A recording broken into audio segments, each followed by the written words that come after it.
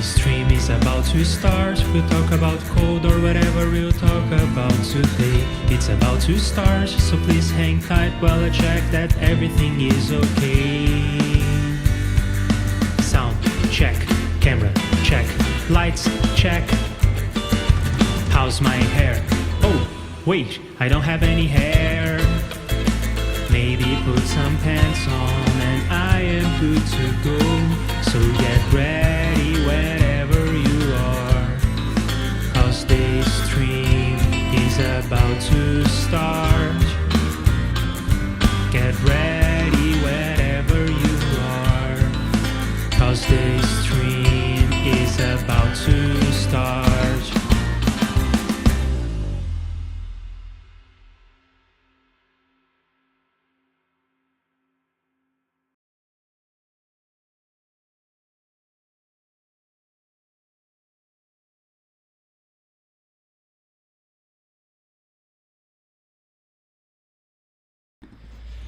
Hello everyone and welcome to day 12, but with some reminders of day 8 and day 10 of Advent of Code. Yes. Hello David. Hi. Alright, so we were lagging behind. We were behind on days 8 and 10. So off camera I worked a bit more on the problems and I found solutions for day 8 and 10. You found solutions for at least day 10. Because I saw a message. I did. Very excited that we both solved day 10. But day 8 sounds, well, I'm excited to see how you solved that. But yeah, let's get into it. Yeah, so let's catch up on days 8 and 10 and then do day 12. So do you want to start with day 8 or day 10? I think day 10 because it should go quicker. Okay then. So do you want to start by sharing your solution? Yeah, because that avoids us having to switch multiple times. I'll share mine. Actually... No, you will be driving today, right? Yeah, but you're going to have to share yours. Actually, you know what? I'll just send you the link in GitHub of my solution, and then we don't need to... You can just go through that. Okay, we can do that. In fact, you probably have the link already if you've got... But I'll send it to you on Skype, just in case. I'll be very quick anyway. Because it's probably the worst code I've ever written. And like, I don't even want to read it again. But it works. It does work. And that's the main thing. Yeah. And I know how it works. But like, it doesn't even run correctly on your input. But it would. I could make it work for your input, but it all sort of hinges on this thing. So if we go to Excalibur, I can explain how it works very quickly. Okay. Are you going to share a link with me? Yeah, I'll share a link with you. Okay. Well, and I will say something, David. A star is a star is a star. No shame. As long as you got the star, it doesn't matter if you used code, mathematics, intuition. I don't care. A star is a star. But I'm here. Explain. All right. Follow me around. Follow me around. I'm you trying there? to. Yeah, the so little button that makes me follow you around doesn't seem to be functional, and wow, that's a lot. I did some thinking. I also got distracted and I wanted to see the last 10 years of my GitHub contributions, so I pasted them in. So, but ignore that. Now I'm following your cursor. Yeah. So basically, what it boiled down to was actually these four here. Okay. And I was just saying, basically, if I'm going in this direction, i.e. I'm heading right, then, and the outside is to my left. If you remember how we worked out where one thing is outside, then that's all I need to keep traveling in that direction and then keep labeling outsiders. If you see what I mean? Yeah. Yeah. And then if I'm going down, then the outside is these two here, And then if I'm going left, then the outside is these two here, and then if I'm going up, it's these two here. I don't need to label the one in front of me, so I should probably naturally change because that is going to be a pipe. Yeah, it's going to be a pipe. But I did anyway. I don't know. My thinking was, I was thinking, well, it doesn't matter. I can still try and label that in case there's some edge case with the corners, basically. Because I labeled the direction as the direction leaving the cell, because there's a direction into the cell and a direction leaving the cell. But because I'm always labeling this one here as an outsider as well, the one just in front, I will always catch the situation where I'm turning a corner, and I will also catch the situation where it becomes the start cell. I won't need to cover that one as well. So how we reached the same conclusions. Yes. Yeah, so I kind of skipped that out. So we'll jump quickly into the code. If you just go over to the GitHub tab. So much of it is the same as yesterday. So scroll down. Okay, so part 2. So here, if you scroll a little bit up now. So just getting the find path from start. If you look at that function. Underscore. Yeah, so this one. So an important addition here is that there are 4 arguments to this node. There's the cell, the distance from it, which is not really relevant for this part, the previous direction going into that cell, and then the direction, which is the direction going out of that cell. And so basically, if you look on line 302, I always label the previous direction from the past cell. The inverse, like that. And then if you go down, so now I have this path which has directions encoded on it.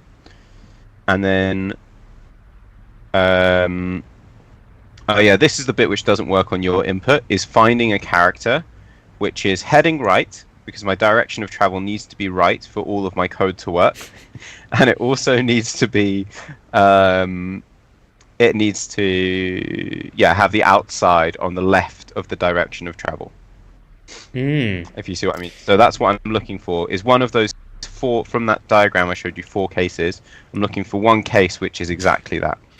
Now I could do that also with Fs and like corner characters, but I didn't do that. So, and yours probably would have a corner character which would satisfy these constraints, but mine had the pipes, and they're simpler for me to think about, so I just kept and you those. discovered this by running the code, getting the output, pasting in advent of code, and seeing if you got the right answer or not, right? What, to see if I had this character? Well, to see if your inputs would be satisfied with your code and mine would not. Yeah, I assumed, like, it seems like fairly probable that this would occur. And yeah, I ran it with my input, my advent of code real input, and it's like, yeah, I've got one. It's like, okay, great, I'll go with that. I'll run with that. But how do you know that with my code it doesn't work? Because you don't have my answer to compare against. I do know, because I didn't find one of these initial characters. Okay. Yeah, so I do have your input, or at least I tried your input, and I don't have one of your initial characters, so I was like, that's okay. And then, yeah, it pretty much describes this. So if I'm going right, it's that diagram again. If the direction of travel is right, then the outside is to my left. That's the assumption with all this code. Then up and towards the right, and then obviously right should be on the path, so that's redundant a little bit. If you scroll down a little bit, you'll see that it's going to check for each of those cells, for each of those neighbors. If it's one of the insiders, i.e. on the path, then I don't include it in the outsiders, so it will get excluded anyway. So yeah, I could simplify it by just having two elements here, but that's how I did it. And then now that I've labeled some more outsiders, I need to flood fill from any of those outsiders which I didn't already flood fill. So it's like 2 rounds of flood filling of the outsiders. And then it's simply a case of deducting the total number of cells from the length of the outsiders and the length of the pass cells, and then that's my answer. And then there's just some debugging at the bottom. Congratulations. Hey. Good job. Good job. Wow. Yeah. God, that was some messy code. Right. Let's see your solution. Yeah, I can show you my solution, and I also went over the solutions on the subreddit, and I can share what I learned from there. So my solution. Oh yeah, I didn't do that. Huh? I didn't do that. I would be curious about Okay. that. Well, this is what I came up with. So I do the traversal of the pipes as in part 1, and while I'm traversing the pipes, I accumulate 2 sets of cells that I need to investigate further in the future after I am finished with the traversal. So I'm going to go over the pipes, I'm going to follow the path, and when I see, for example, a pipe that is vertical, and I'm going south, then I will add to my set of cells to investigate in the future. There are 2 sets, the right set and the left set, for the sets of cells that will appear to my right and that will appear to my left. So it is the extension of what I explained yesterday, but now I added all 8 neighbors to the set. So I am going south on a vertical pipe. I will add to the set of nodes to investigate in the future. On the right, these 3. On the left, these 3. And here on the screen, you'll see me working out every kind of pipe in every kind of direction, what cells go to my right and what cells go to my left. After I'm done with the traversal, I have found the source again. This doesn't assume anything. This is just saying left and right. It doesn't actually. Yes, it doesn't assume anything. Else. It's just nodes that I need to investigate further. So I have traversed all the pipes, and I'm back to the source. I have found the loop. Then I will now investigate my sets, my right set and my left set. The investigation consists of, if this cell is part of a pipe, stop the investigation. If this cell is part of the edge of the board I ran over, so this is, for instance, index x equals -1, then abort the whole investigation of the right set, because the right set is the outside of the maze. If my cell is not part of the pipe, then it must be an interior cell. Then, in that case, I will add it to my area, and I will investigate its 8 neighbors. Rinse and repeat, do a flood fill, and you will get the number of insiders. And it is important to do the 8 neighbors here because of the edge case I explained yesterday, where one of the interior cells could be sandwiched between corners. And also because of the start point, because as you can see here... Could you draw that? Huh? You want?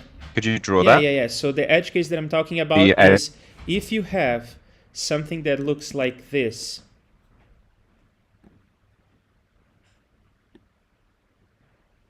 And this happens to be inside the maze. These are pipes and this is inside the maze. Then my previous consideration... Oh, it's the screen share is frozen. Ah. Oh no, it's back now. Do I need to restart it? Yeah, it's back. It's back now. But where are the nodes here? Can you draw dots where the nodes are? In this drawing here? Yeah. So this is an interior cell, and this would be all corners.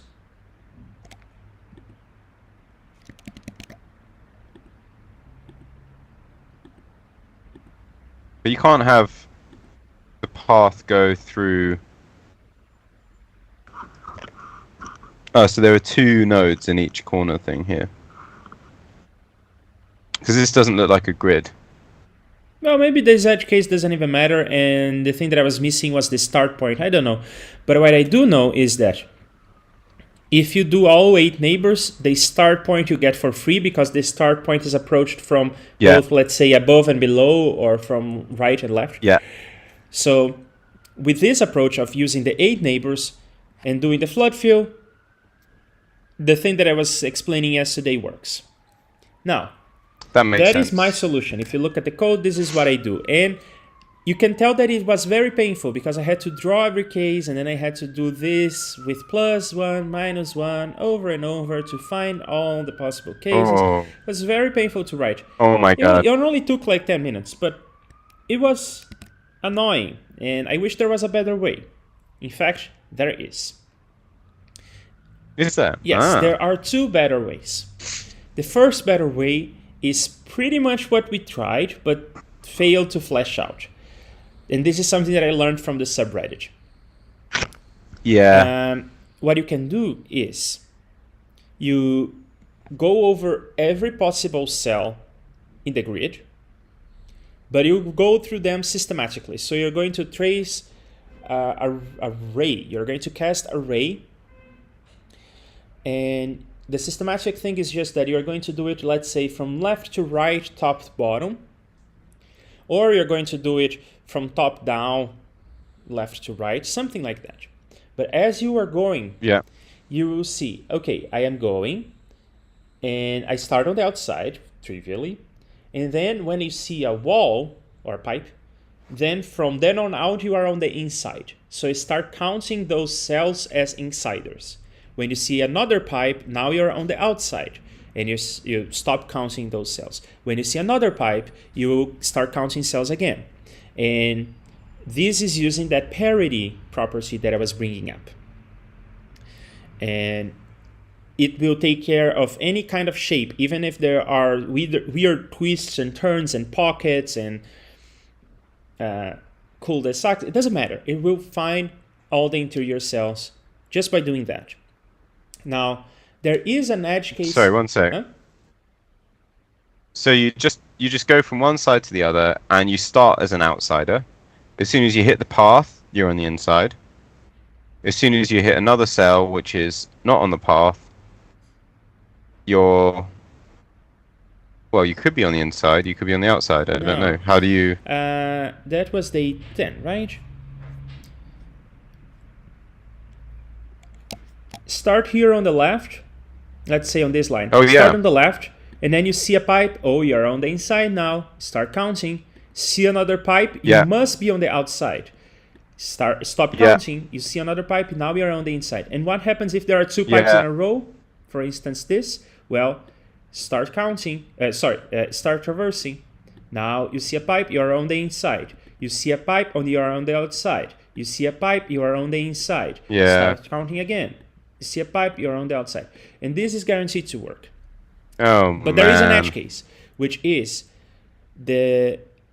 suppose that there are some interior nodes here, and then for some reason there is a wall. So I suppose I can draw it here. So there will be something that looks like this, which is kind of an edge case that we thought about when we were doing the parity thing.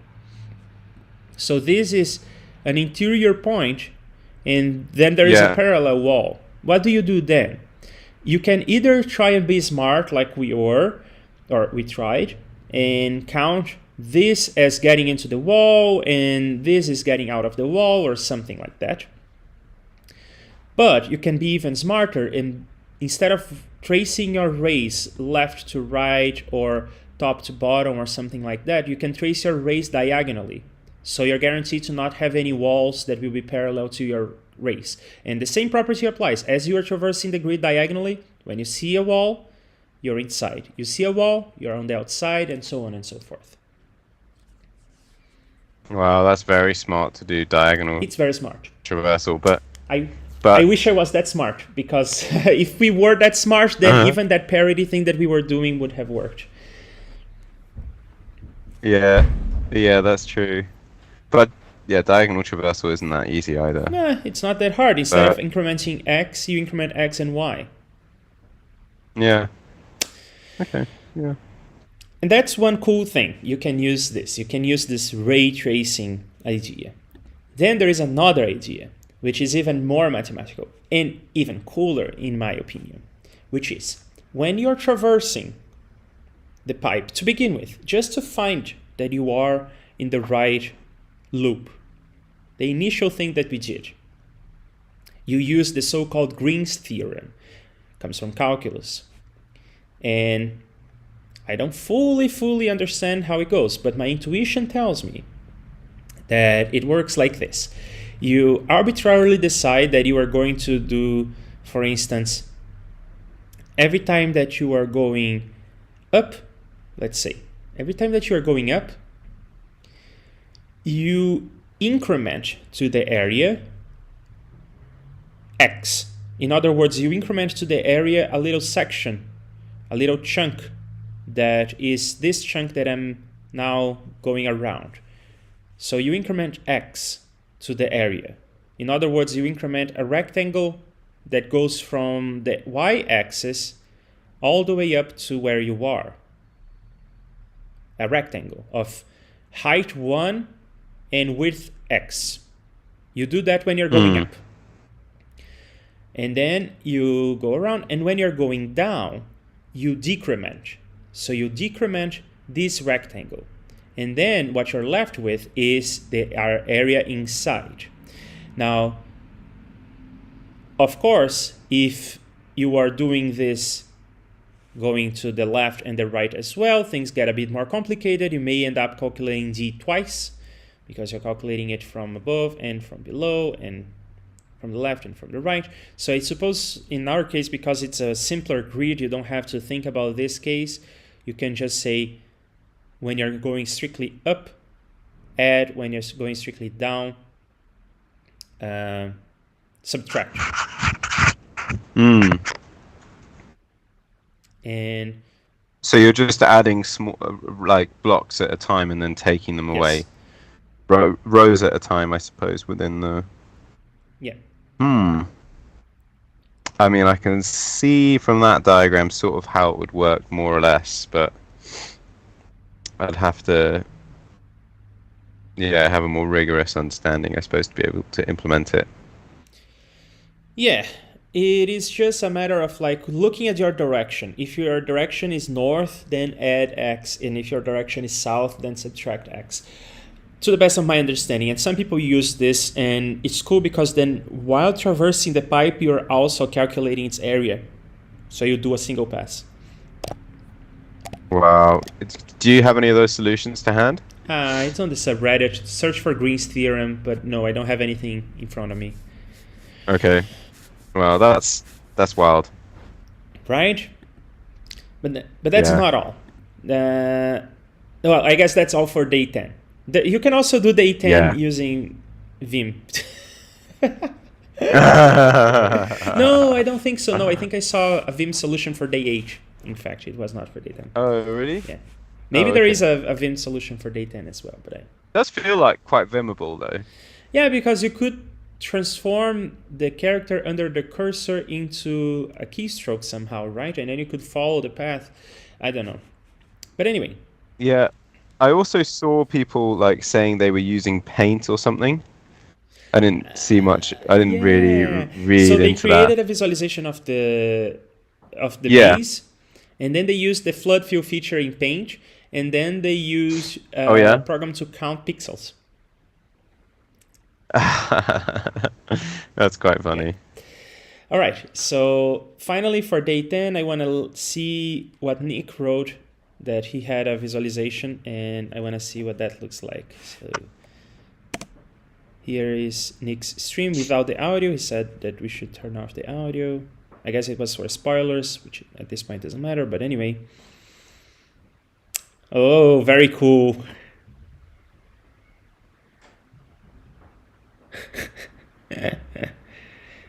Yeah, I was going to say, like, I kind of wish I did it in JavaScript because it would have been. Oh, that's very nice. Very good. That's so satisfying. Oh, he's doing the left to right version. Yeah. Let's see. And he's doing the smart one. He's being smart. And I saw some people who even etched the maze into wood using a laser what is it called? Oh, really? Yeah, a laser cutter. I don't know. Wow. Good job, Nick. Yeah, good job. Can you explain, sorry, what happens in the counting if you don't do the diagonal traversal? What happens? How do you account for walking along a path? Do you mean how do you avoid the problem with the parallel walls? Yeah, if you're going along a row and you're just walking along the path, how do you not like? How do you keep track of inside and outside?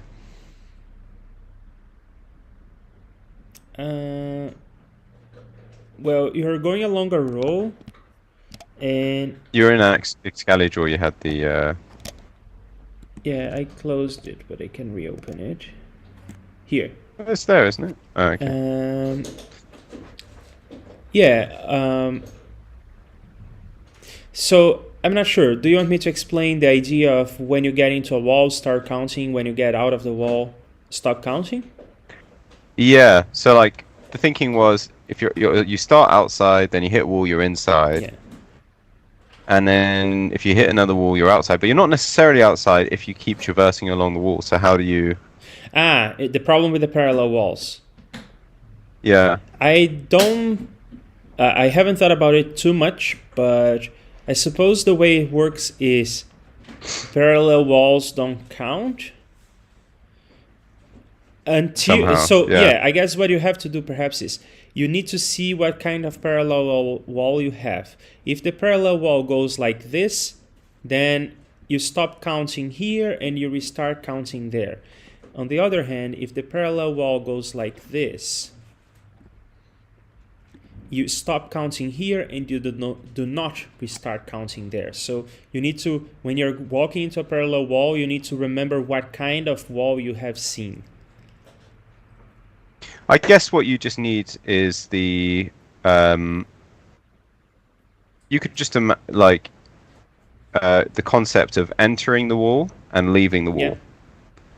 And for single width walls, you enter and then you leave immediately. And then for anything else, you could just be entered in an entered state for a while. Well, you'll be in an entered state because there is no kind of pipe that does a U-turn in a single character. So you will necessarily see, for instance, in this case, an F followed by a 7.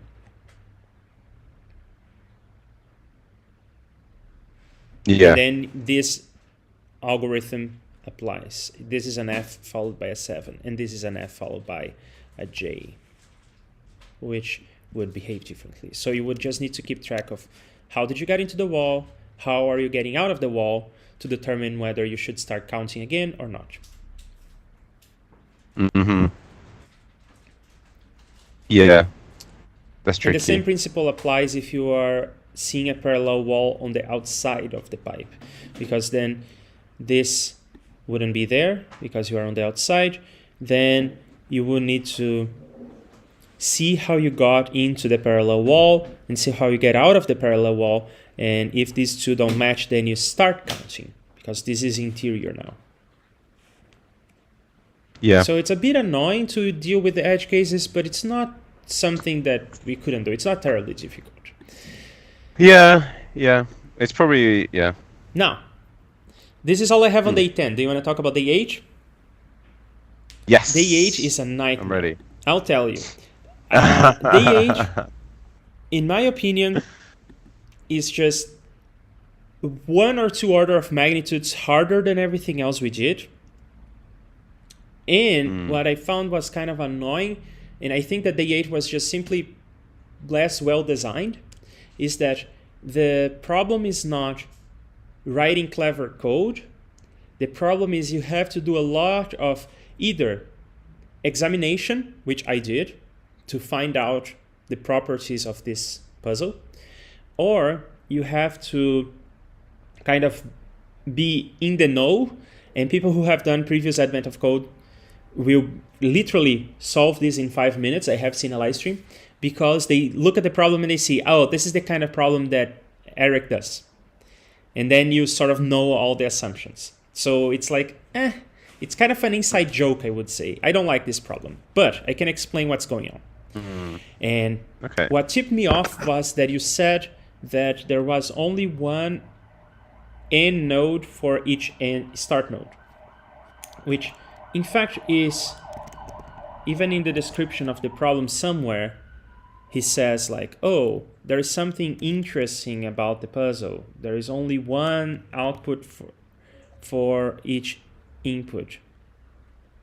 Yeah, your attention is drawn to a curious fact. The number of nodes with names ending in A is equal to the number of ending in Z. And for people who are in the know, according to the subreddit, when he says your attention is drawn to something curious about the inputs, it means that there will be you will need to inspect the inputs because there is something odd going on there.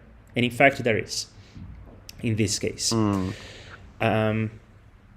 So I guess lesson learned for next time. But what is curious about the inputs for this puzzle is that, first, like you noticed and like the problem statement says, there is only one end node for each in node, for each start node. So that's observation number one.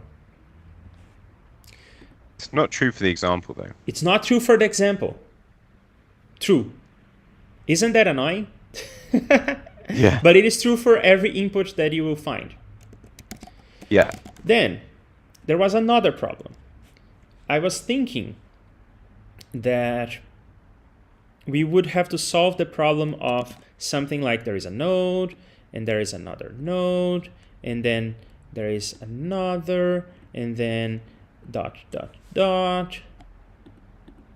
And here is our end node, and then there will be more. And then at some point, because the number of nodes and the number of instructions, maybe we will see another end node, because why not? And then at some point, because the number of nodes is finite, and because the number of instructions is finite, we will eventually circle back, right? And we will not necessarily circle back to the beginning. I thought that this was the case that we are in, but no. The inputs have been carefully designed so that you will see some input nodes to begin with, but then you will get into the cycle.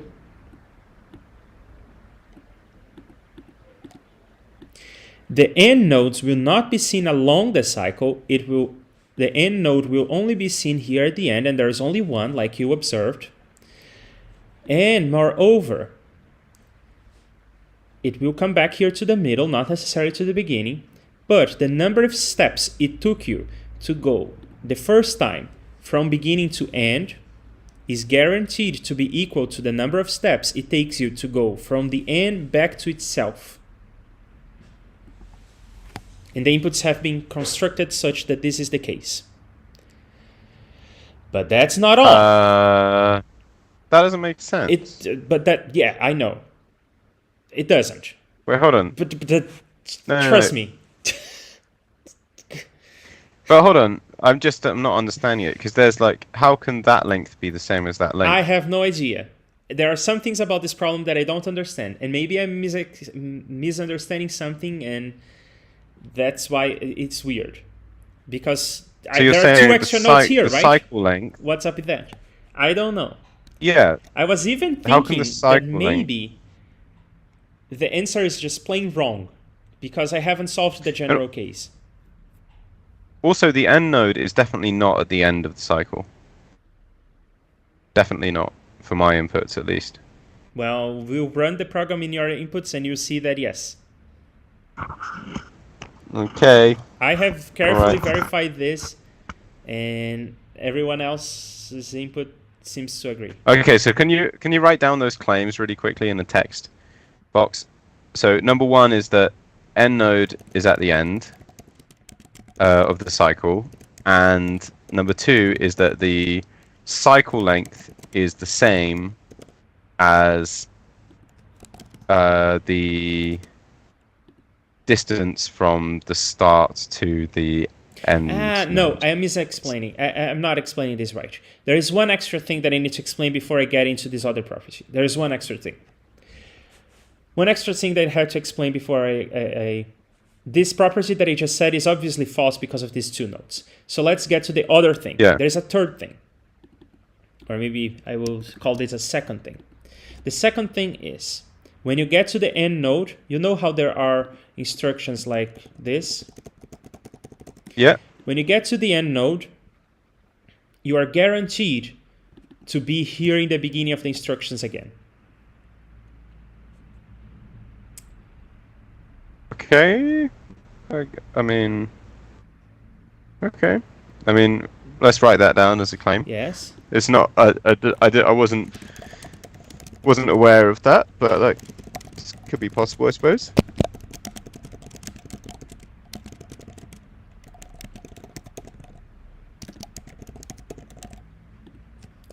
So when you get to the end node, You can make it. You can resize it or resize. But yeah. you are at the start Yeah, of cool. the directions. And this is a tricky bit for me, is this property holds when you are at the end node, you are at the start of the directions. This property holds even as you go around the cycle. And this is the third property, I guess.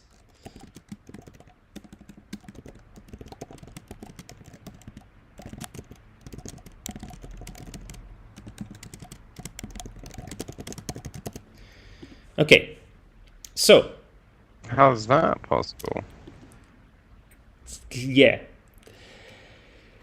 So I was looking at this problem and I was like thinking about it, and I was writing some code to investigate, and then I started writing some investigation code, and I had essentially this, and I ran it for my inputs, and this is not the right program. I ran it for my inputs, and yeah, I saw this. I'm investigating three things. This is how many states have I seen, and a state is determined by a node and the index into the directions list. So if I see the same node, but I am in different points of the instruction list, they count as two different states. And then I have looked at how many states do I have? I have these many states before I reach a cycle. Also, what is the point in which I see my end state, my accepting state? I have taken 18,157 steps, but you see that this list is just one element. This code is doing this for the general case in which I could have seen multiple end nodes, and this list will have two elements for the example input, but it has only one element for the real input. And then I am checking when did I get into the cycle again. Just repeat that. The first one is the number of states. Yes. This is Before how many steps you reach a cycle. Yes, this is how many steps did I take before I reached an accepting state. Yeah. Okay. And this is how many steps did I take to start this. So two nodes here. That's this number 2 there. So putting all this information together and some other console logs and a lot of time staring at the wall, I determined that all these properties I explained hold. So I was again just staring at this, and I accumulated all this information into a list or into this cycles data structure. And now the offset in this cycles data structure, the start offset, is the length of this little tail to begin with. So some of these tails are 2, or some of these tails are 3 nodes. So I was staring at that, and then the length of the cycle in and of itself. And I was staring at that because if the tails were not there, then the problem would be simply least common multiplier, right? If these tails were not here, if we were guaranteed to always start here, even for the different cycles we were guaranteed to start here, then it would be just the least common multiple. Easy peasy. And I was staring at that and I was thinking, how do I factor this start of set into the problem? And then, you know Aline, right? So I was with her and she was like, oh, what are you working on? And I explained her the problem and I successfully nerd sniped her. And she was thinking of the problem again. And you could tell that she was in the zone because I didn't tell her about LCM. And I just explained to her the cycle stuff and she was like, okay, LCM. And I was like, yeah, we are on to something. Come in. And and she had this very... Wait, this is Aline Abreu. Yeah. Yeah. And she had this really intuitive and creative approach to the problem, which I loved. She was like just staring at the problem and she was like, no. I don't think that the start of set is there to make the problem harder for you. I think they put the start of set there to make the problem easier for you. Because they're doing all these other things to make the problem easier. Why would they complicate with this? And she said, oh, I just want to see the LCM of these numbers. And I was like this, maybe this is behind the camera, I don't know. So I just want to see the LCM of these numbers, of these lengths. And I was like, okay, it doesn't matter, it's a long number, it's this number. She was like, no, I want to see that. And not only that, I want to see the prime factors of these numbers. And not only that, I want to see the length of the directions. And I was like, well, okay. I didn't even write code for it. I just went to Wolfram Alpha and I put the LCM and I said, okay, there, that's your big number. And these are the prime factors. And I was like, oh, wait a second. 271 is the length of my directions list. And then we were staring at this and thinking, and she was coming up with all these formulas and just simply manipulating these numbers. Like, what's the difference between this and that? And what happens if I multiply this and that? And then I was like, wait a second, what happens if I just paste this into Advent of Code? And guess what? This is the right answer. And I was like, geez Louise, what happened here? Because you see, this is the same number. It's the right answer. Oh, so just like screw everything and just take the LCM without the offsets. Yeah, and then that's what I have here in this file, right? Screw all that, just take the LCM, and because of these magical properties of the inputs, you will get the freaking right answer. Now, I wasn't really satisfied with that, so I went into the subreddit to try and understand what the heck is going on here. And remember that the states, we are talking about states, and we are talking about this other graph with this weird properties and all of that. And the nodes in this graph are not the nodes in the original graph. They're not nodes here. The nodes in this drawing are nodes paired with indices. Oh, they're not prime. Huh? Because they're 2, 3, are they always going to be a factor anyway? Is that it? Your guess is as good as mine. but that... Okay, go on. But I was like, okay, what's going on here? How did this work? And then, on the subreddit, I found people who were doing something even simpler. They were not even considering this graph. They were simply solving part 1. You know, part 1 is just how many steps did I take to go from the beginning to the end. Just count the number of steps for each ghost separately, independently, and LCM the results. And that's how I implemented solution number 2 here. So this is parsing, same as before. This is me accumulating the answer. It starts with 1 because we're going to be doing multiplication. Then, for each node that starts with an A, while the node has not reached the end condition, traverse while counting the steps, and LCM the results into the answer, log the answer, Bob's your uncle. You don't have to think of... okay, but why? You don't have to think of states like that. You don't have to think of cycle lengths and start offsets, none of that. You just do this.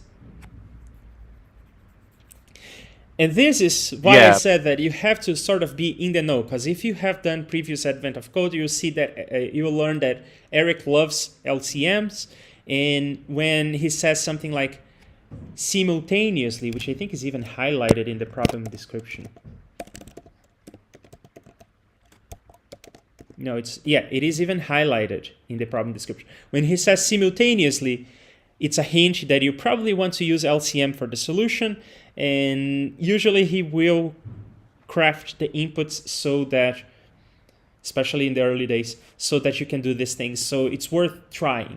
And then if it doesn't work, then you go for the more general solutions until perhaps like on day 24, for instance, when the problems get complicated, then maybe we would have a problem that really requires you to solve all this.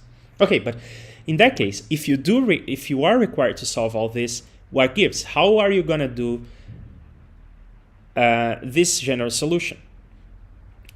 Well, you will have to consider each of these endpoints separately and do all the permutations, so you would need to combine 2 cycles. Well, I guess the problem of solving for 6 cycles can be broken down to problems of solving for 2 cycles at a time.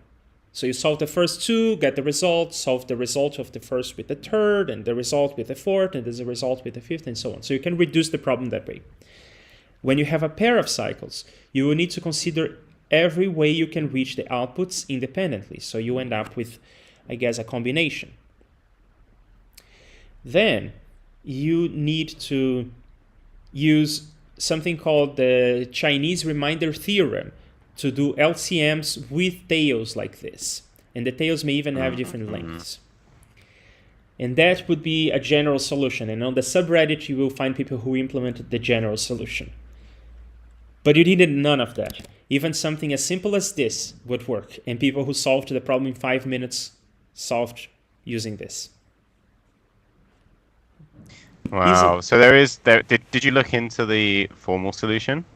I did not, but I will. It's something I left for later because I spent way too much time on this already. Yeah, 100%. It's kind of frustrating that we didn't just try that out. So basically, you find you don't need that condition where they all stop on Z. You just need to multiply them, and you don't need to account for the offset. That also doesn't make. Yeah. So my only thinking is that because it's like the offsets are either 2 or 3, they are also prime, and therefore when you combine it with a prime, the LCM won't change or something like that. I think that those start offsets are there so that somehow this works out. And I think that there is even a fourth thing going on here that is like then you will go around this instruction many times. You are guaranteed to reach an end node when you are at the end of the instruction list, or at the start, however you want to think about it. But I think that there is also another property that I may not have uncovered, but I think holds in the problem for this case to even work, which is, I think that the property is that the number of times you go around the instructions for one of the loops is co-prime with the number of times you go around the number of instructions for another loop. So it would not be the case that you go around this loop twice and then this one just happens to magically go around again. I may be explaining this in a not so clear way, but I think that there are even more properties of the inputs that I may not have uncovered because this solution is just too niche to work out. But anyway, I will get more into the Chinese reminder theorem, which in part relies on the extended Euclid algorithm, which is not Euclid's algorithm, which is not the hardest to implement, but it is kind of tricky to prove. But I think we should get to day 12 because day 12, I heard on the Slack for Le Wagon that day 12 is complicated. Oh no! Okay, all right, let's do it. And before we get into that, let's see. Nick is on the chat. Hello. Going to catch 5 minutes at 2 times speed because he's behind. The ones behind and on the side you should ignore as they will have been processed by previous steps. So won't they? Well, and this is talking about problem 10. Yes, they will, except for the start node. And Nick did it diagonally. Interesting, because in the visualization it looked linear. It makes the check easiest. And this checking seems to be something well known in the area of computer graphics, because people often have to draw stuff on the screen and they have to know if it is inside or outside of a certain shape, in perhaps even for collision detection. Because the pipe is C part of the loop, except for L and 7, it will be a boundary cross. So if you do it diagonally, there are no issues. Yeah, exactly, the parallel walls problem. And no, not was one. It's very easy, really. Once you know it, it is. And this is part 2, doing it diagonally. I'll have to have a go at implementing a diagonal traversal. I don't think I've ever done that. I'm not seeing it right now. It's diagonal traversal, but you go row by row, column by column, and then move down. Wait, what? It's diagonal, but you do row by row, column by column? No. That's not diagonal.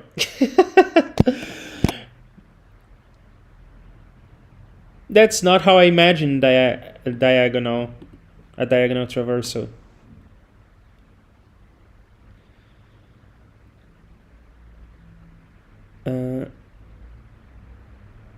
Okay, this is counting boundaries, and I'm sure there will be a check for odd or even. There's the walk diagonally line. Do you see something? I don't understand how that works. Yeah. Don't understand how that works. Okay, this is walking diagonally because you're incrementing X and Y at the same time.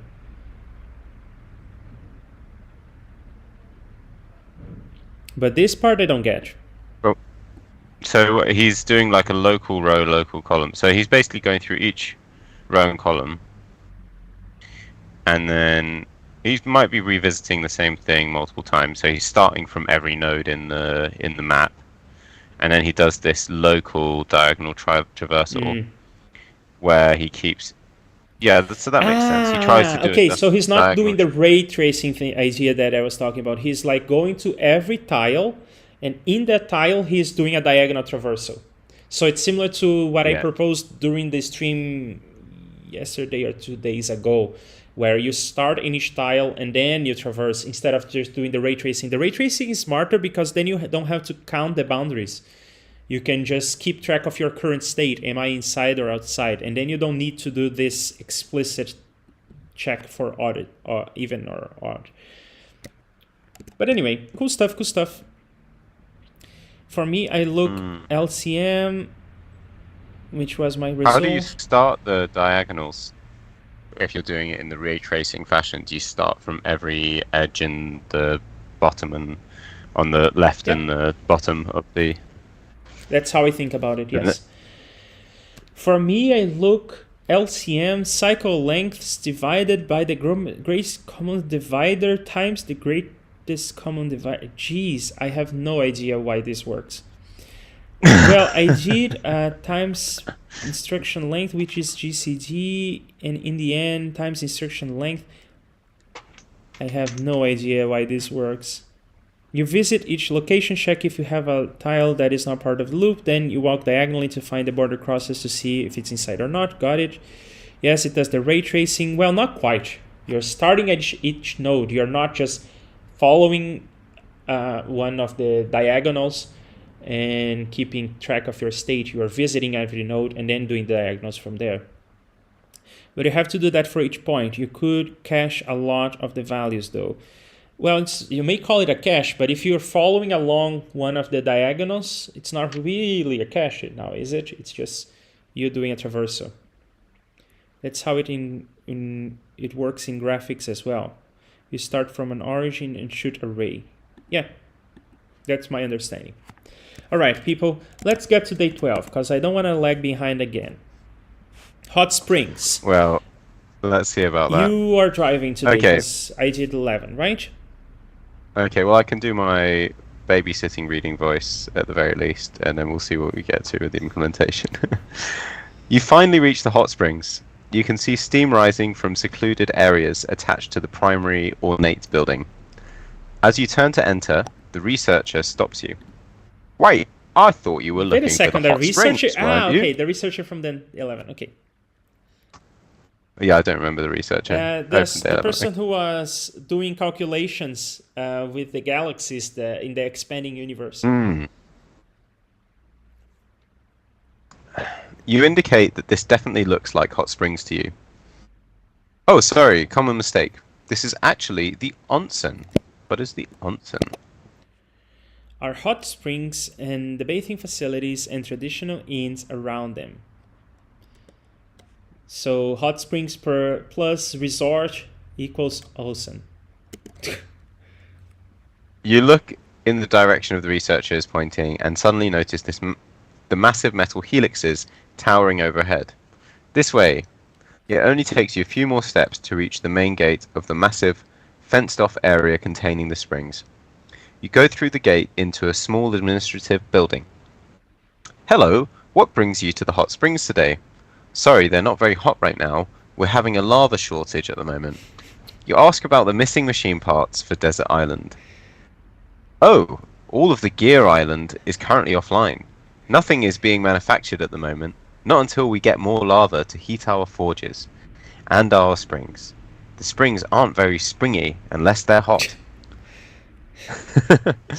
Say, could you go up and see why the lava stopped flowing? The springs are too cold for normal operation, but we should be able to find one springy enough to launch you up there. There's just one problem. Many of the springs have fallen into disrepair. So they're not actually sure which springs would even be safe to use. Worse yet, their condition records of which springs are damaged, your puzzle input, are also damaged. You'll need to help them repair the damaged records. In the giant field just outside, the springs are arranged into rows. For each row, the condition records show every spring and whether it is operational with a dot or damaged with a pound or hash sign. This is the part of the condition records that is itself damaged. For some springs, it is simply unknown, a question mark, whether the spring is operational or damaged. However, the engineer that produced the condition records also duplicated some of the information in a different format. After the list of springs for a given row, the size of each contiguous group of damaged springs is listed in the order those groups appear in the row. I'll read that again. After the list of springs for a given row, the size of each contiguous group of damaged springs is listed in the order those groups appear in the row. This list always accounts for every damaged spring, and each number is the entire size of its contiguous group. That is, groups are always separated by at least one operational spring. So 4 hash signs would always be 4 and never 2, 2. So condition records with no unknown spring conditions might look like this. So 1, 1, 3, 1, 1, 3, 1, 3, 1, 6. Okay. 4, 1, 1. Right. So condition records with no unknown spring conditions. Fine. However, the condition records are partially damaged. Let me just put do not disturb on because I'm getting some messages. However, the condition records are partially damaged. Some of the springs conditions are actually unknown. For example, these and then 1, 1, 3, 3. Okay. It could be in either of those. We don't know what it actually will look like. Okay, there's some question marks. Equipped with this information, it's your job to figure out how many different arrangements of operational and broken springs fit in the given criteria in each row. Combinatorics! In the first line, question, pound. there is exactly one way to separate groups of 1, 1, 3 broken springs in that order. There is exactly one way.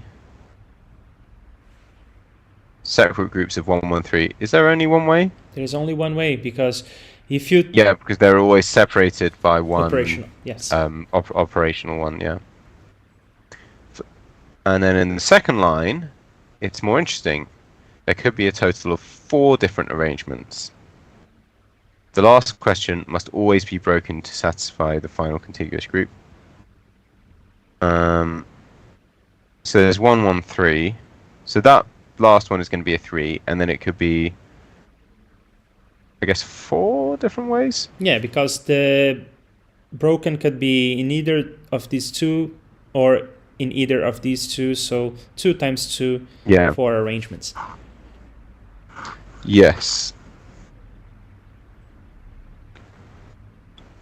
If that were true, the number after would have been 2, 3 instead. Since each question can either be that or that, there are 4 possible arrangements. Cool.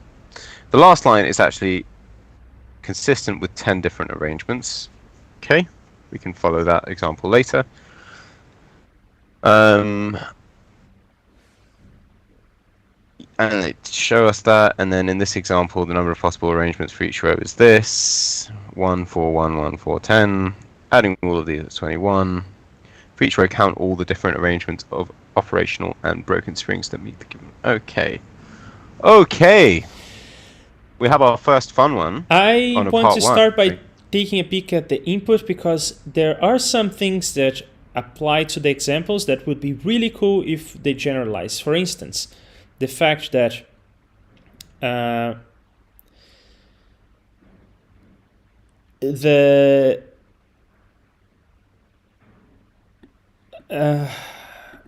no, it may not even be the case for this one.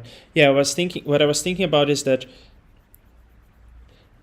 it's never the case that this number spans across multiple question marks in different, I should say different chunks of question marks. But I guess in this case, it does span across chunks of question marks.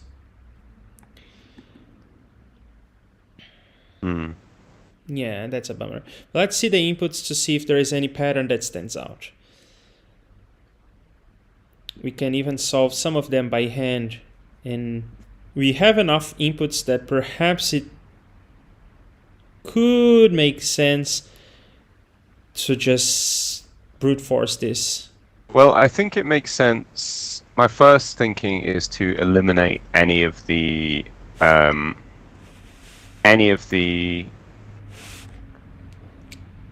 question marks which must be hash signs, right?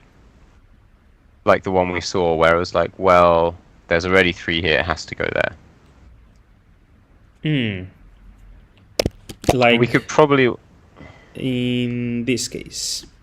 yeah, in that case.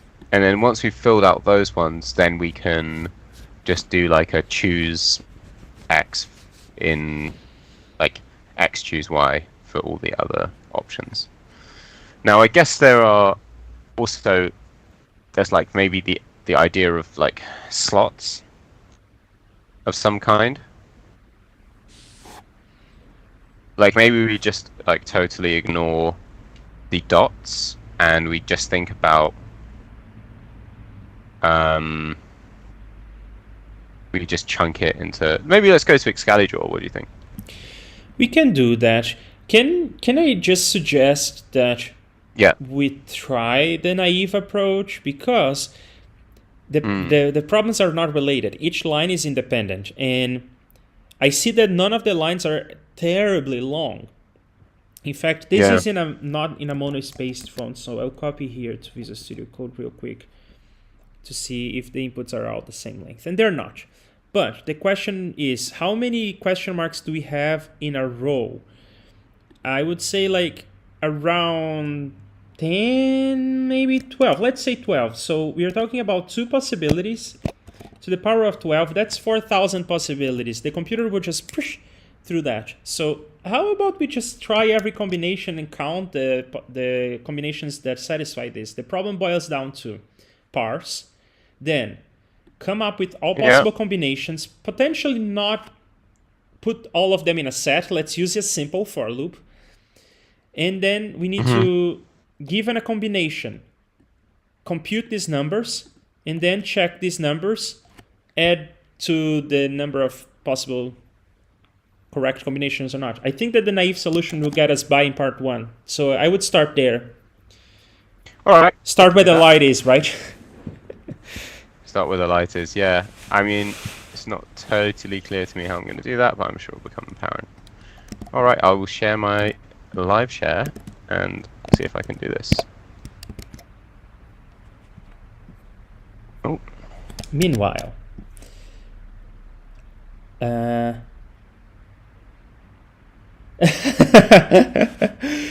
today was a hard one, Nick says. Yay for simple for loops. That's how we're going to start. And Nick says, I think I permanently scarred Leandro. No, you permanently enlightened me. That's what you did. Okay. So it's day 12, right? Correct.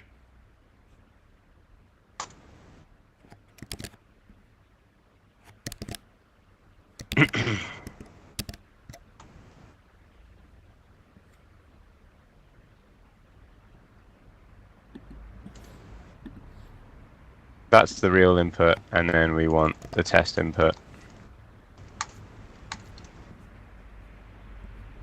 Where is the test input? This one. So the plan is Parse each line.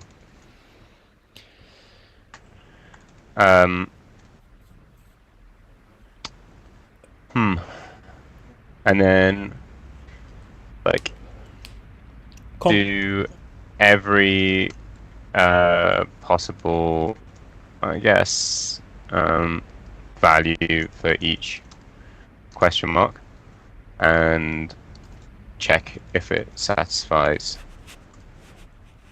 the line. Yeah. The requirements. And then in terms of how I'm going to do every possible value,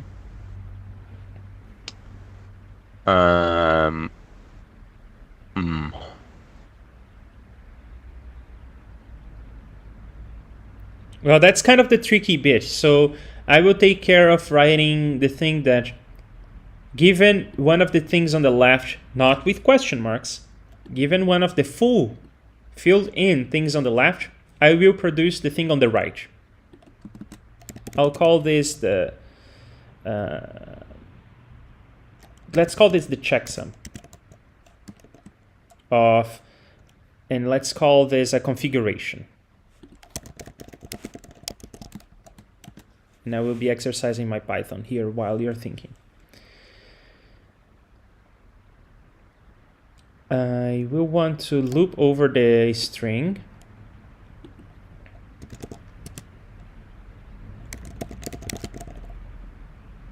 Do you want to represent this as a string or as a list of characters? List. Okay.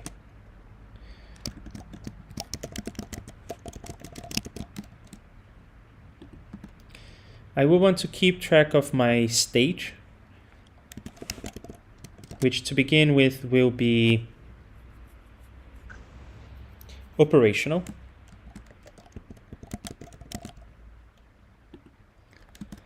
I will want to,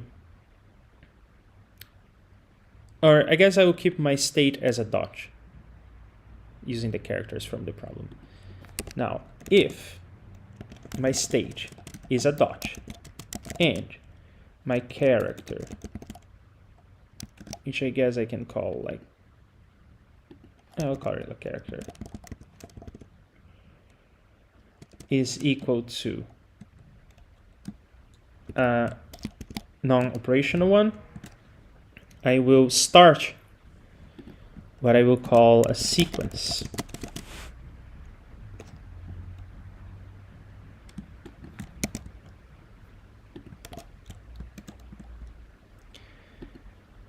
And I will put the sequence here as well, just because I want this variable to be in scope. Then, if my stage is equal to that, and I guess this should be an else if. My character is equal to pound, then sequence plus 1, and else if my stage is equal to that, and my character is equal to dot, then I'll add to my list of sequences. Don't command Z. Oh, sorry.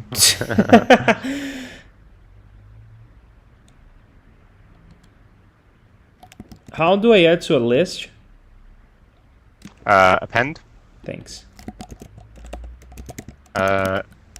I am quite behind your your setup, by the way. What do you mean? Like the code you've written, I don't have it yet. Copy what you have. Because I may lose it. Yeah. And I'll paste it over again. Let's see if I get it. Okay. Well, I don't see it. Live share is goofing up, right? Yeah. Well, probably our internet. One of our internets. I'm not sure whose. So maybe I will do this in a separate buffer. And Actually, you know what? Yeah. I just don't have that last sequences.append. Alright, I removed all my code and I'm doing it in a separate buffer, and when I'm done I'm gonna send it to you via Skype. You're gonna live share the old school way. So Okay, I'll just keep watching your screen for now. I have an idea of what I'm gonna do, so. okay, so my current state is operational. This is my list of sequences. I will start the sequence with none because it doesn't really matter. Just want this variable to be in scope inside the loop. Then for my character in configuration being a list of characters. If my state is dot and character is that, I'm getting into a sequence. I will count 1. If my state is that and my character is that, I will keep incrementing. And if my state is that and I find an operational one, then my sequence says append. Then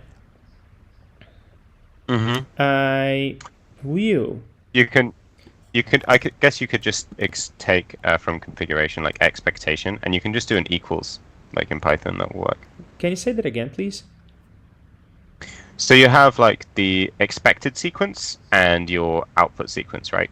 So, and you just want to compare them, and they're just two lists. Yeah. So you can just use Python equals operator, and it will work. I was just computing the checksum. Then the comparison can be done outside.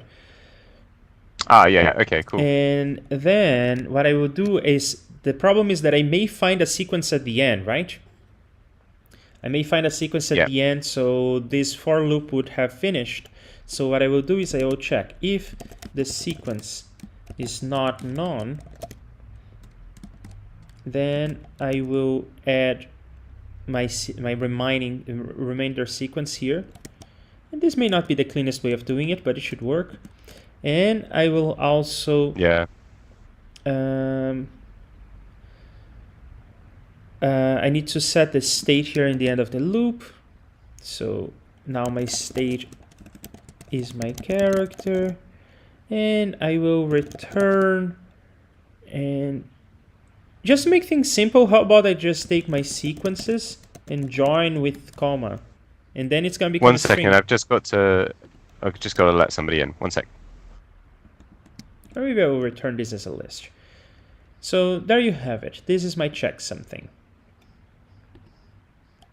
And you know what? Since live share can be goofy, I will do this in another window that is not live shared.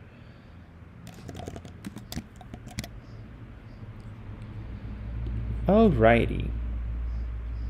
Let's read over this again because I'm new to Python. I may be doing something silly. For character in configurations, equals 1 plus 1 append none. I'm back. Hello. take the next stage. If this sequence is not none, do this. This line is of course unnecessary, but whatever. I'm confident that this is what I want. So Try and paste it into live share. I pasted it in. I don't have it. That's just brilliant. If you start typing, do I see something? Can you start typing, please? Yeah, sure.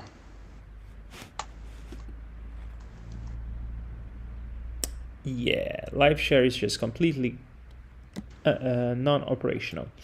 I will join again. Shall I reshare? We'll see.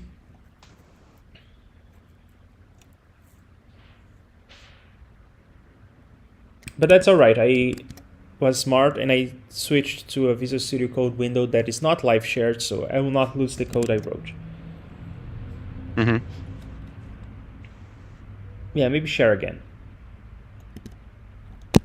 Okay.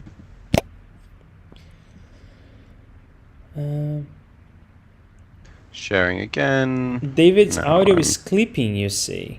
Well, in that case, Oh, that's annoying. let's turn... I'll stop sharing my video for now then. No, it's clipping, as in it's too loud. I lowered it by 2 dB. See if that helps, and thanks for letting us know, Nick. Do you need to hit save for it to sync? No, I hit save and it didn't sync, and previously we didn't need to hit save. So that's unfortunately not the problem. And Sana is here. Hello. Oh.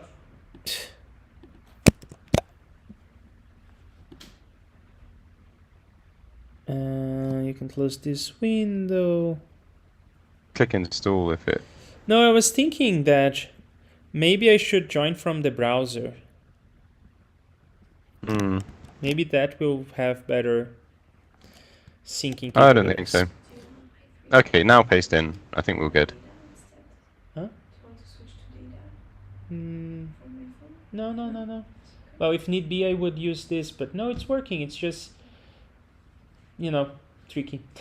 But thanks.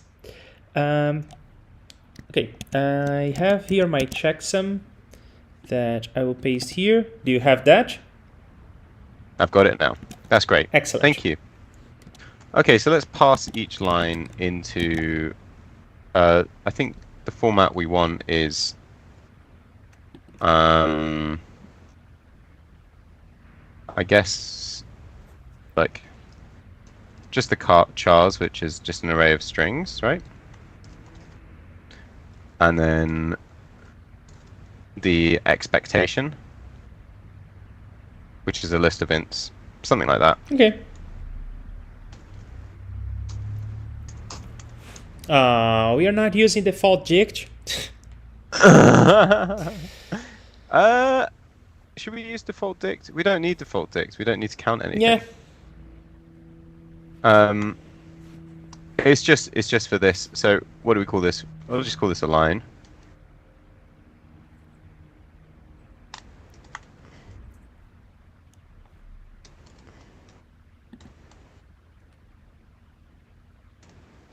This needs to be imported. And why is it should be okay, yeah, now it's formatted yours to be the same indentation.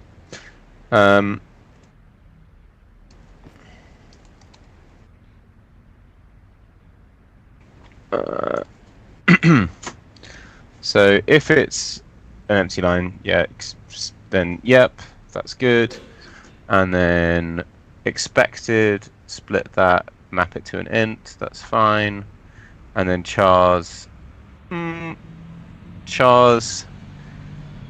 You probably need want to to- split that, right? Yeah, we need to split. I think that should work. And no, don't want to do that. And then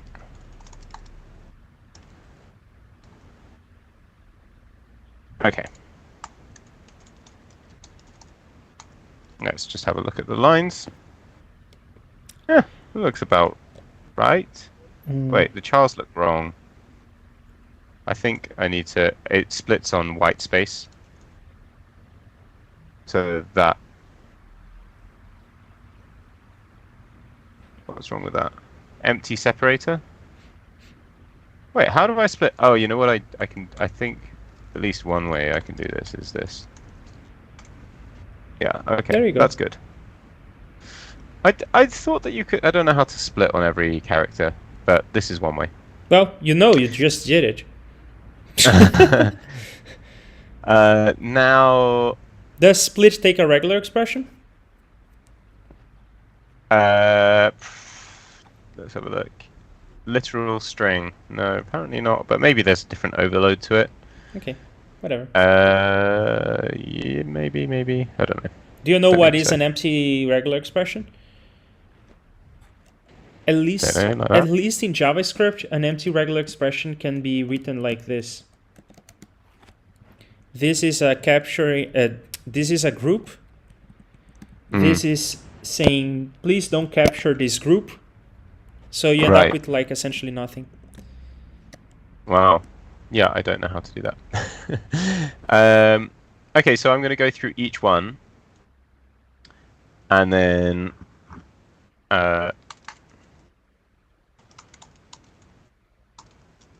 for line and lines, I'm going to do like for variant in variants That's the tricky bit. of line.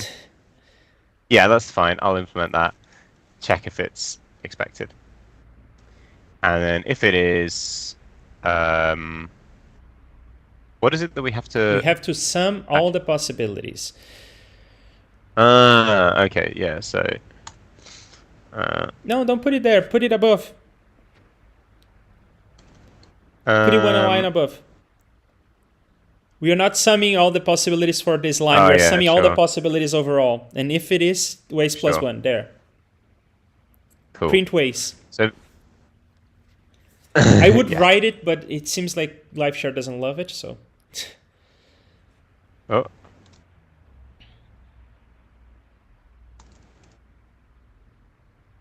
And so my idea for variants is the following. can you implement variants below where it's used? No. Okay. Um, No variable hoisting or no function definition hoisting. chart line. Do you want to just pass the configuration? Because you don't really need the expected. I don't need the expected. You're right.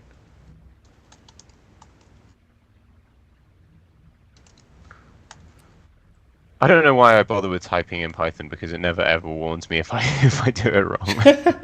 And I guess in line 1065 you need to pass line dot something. Yeah. Chars. I suppose I could complete my setup. So my idea is, I'm going to get the. No, I do need the expected. I do need the expected. Why? So this is my thinking. Is I need to generate this list, which is the number of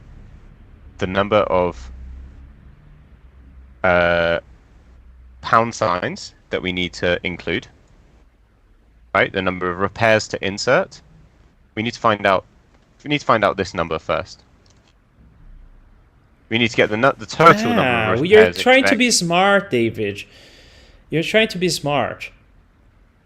Not too smart, hopefully. I was just thinking, let's do every combination. So you just need the configuration, what you're calling the chars, and perhaps we should rename it in my auxiliary function. But I was thinking, just given the chars, for every question mark you find, replace it with a dot, replace it with a hash, and try it. Okay. You have an Can I infinite explain? amount of dots and hashes to go from. You see what I mean? Okay. Well, where I can see the light right now is to generate this, which is the right number of expected hashes, and then the right number of dots, and then create all the permutations of this, and then fill it, fill the question marks accordingly, basically. That's smart. You are pruning the search space using the expected number of repairs. I love it. Yeah? Go ahead. I mean, maybe your way is smarter. No, 'cause my it's way is simpler. dumber. My way is simpler. Your way is smarter. Go ahead. But simpler, but there's, so there's like, smarter is a kind of dirty word in programming, right? So simpler is always better, right? But this was my initial thinking. I could take a second to think about how your way would be implemented. So you have an infinite number of hashes and dots, but how do I make sure that I don't insert the same way the same time? If I just use the permutations function, then I don't have to worry about that. Okay. Which is why I was thinking of it. I'll implement your variant afterwards, because I'm not seeing how I'm going to implement that right now.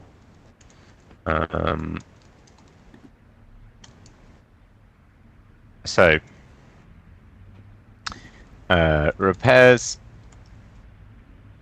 expected is equal to sum of line expected. Repairs existing is the sum of of that, and then the repairs to insert is that, and then I'm going to generate I don't know what else to call it right now, but I'm going to say, I think I can do like hash, something like that. No. I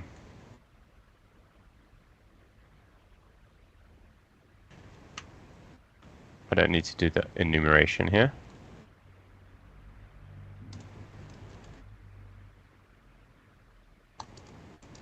One for x in chars if x equals that.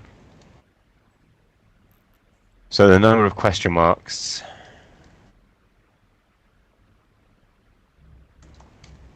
and then On line 1067, sum. Thank you. I've got this as, oh yeah.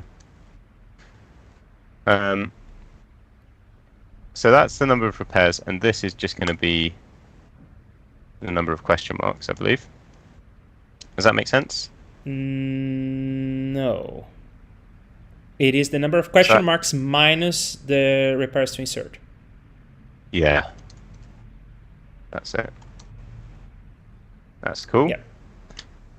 And then now I need to implement yeah. I think a good name for foo would be like replacements. That's where you're going to draw from to do a replacement. You're going to replace the question marks with those. Base replacement? Or like pool, maybe? Yeah, something like that. I'll call it replacements. Then we'll yield that, and then, so let's print the variant and see what we get. No. Okay, you're not really using the variance is not finished, right? Because you actually need to go into the characters and do the replacement. That's true. So in here we need to so indexes, question marks, that makes about sense. Yeah. Mm-hmm. And then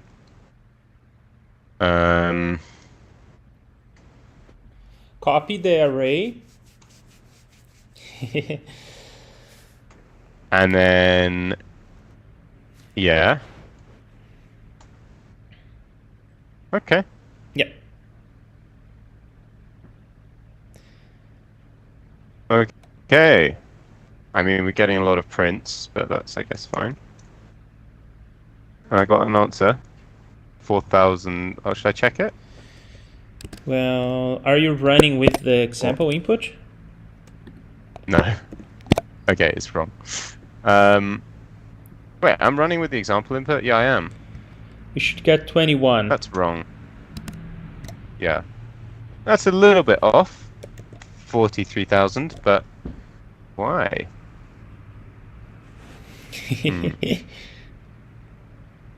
Let's try just calling variants for something and see what we get.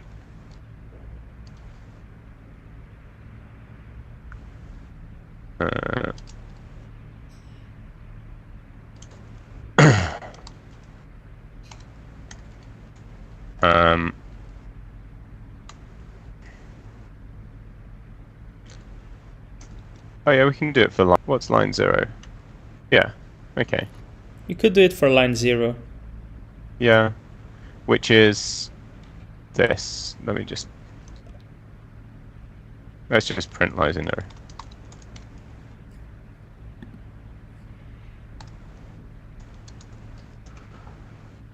So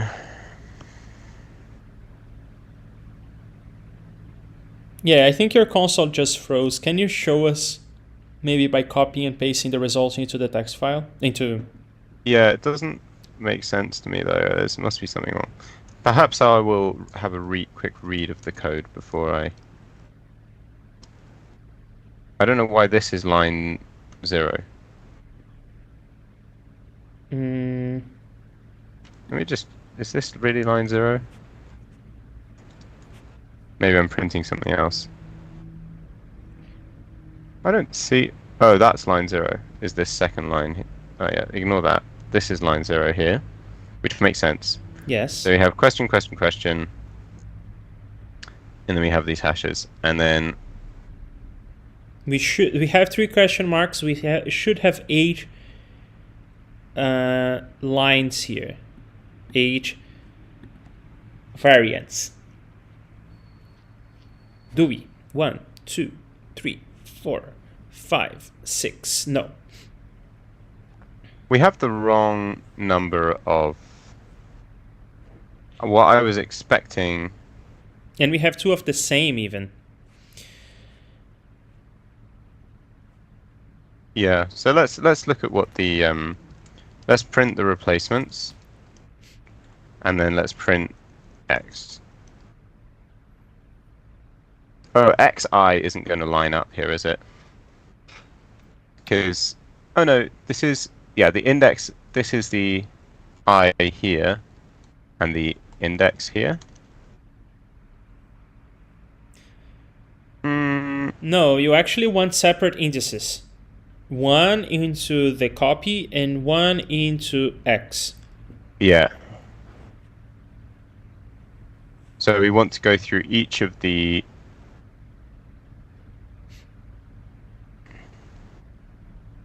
Yes. No, hold on. So we want to in the index, that's correct, but we want to do sort of like I equals 0. Yes.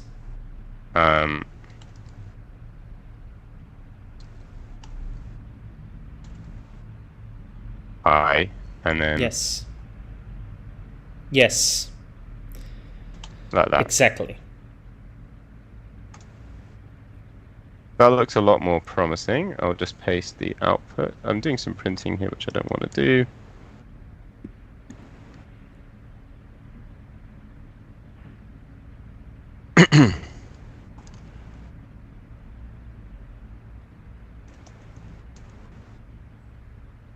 Okay, so the replacements are, that's the correct number of hashes, isn't it? We need to Yeah, I insert said that two. there should be 8 replacements, but I am wrong because we are not doing all combinations. We are just doing combinations that satisfy the constraint of the number of hashes. Mm. So it's harder for me to really tell if These are duplicates. Are There are some correct. there are some duplicates coming up. so maybe you don't want permutations, you want combinations because you want to take repeats into account. Mm. Or is there some way of saying like set of permutations? I mean, we could do the set of permutations. That would be quite easy to do. It's really ugly though. We can also like implement permutations ourselves another day.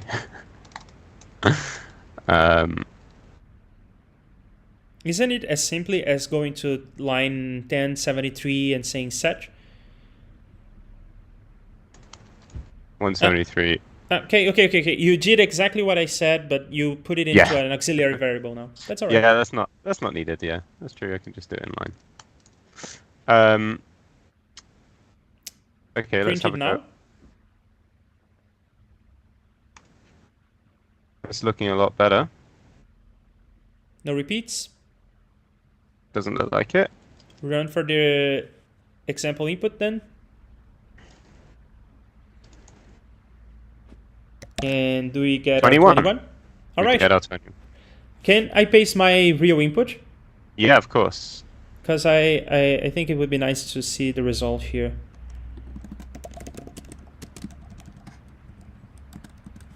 Unless it breaks. Could you paste it above the example input though, just so it's easier to. As you wish. Thanks. And I will even be a good person. I was gonna say, I'm even gonna be a good person and comment. Okay, All right. have you done that? You want me to run it? No, we need to comment out the example input at the Yep. bottom. You done that? I have not, but have you? No, I'm scrolling down. It's a long file. Okay, got it. Okay, yeah, go you ahead. take care of that. I will touch the file the least I can. Run it now. Give me a number. Oh, it's taking a long time, to be honest. Oh no. And we even implemented one optimization. Yeah.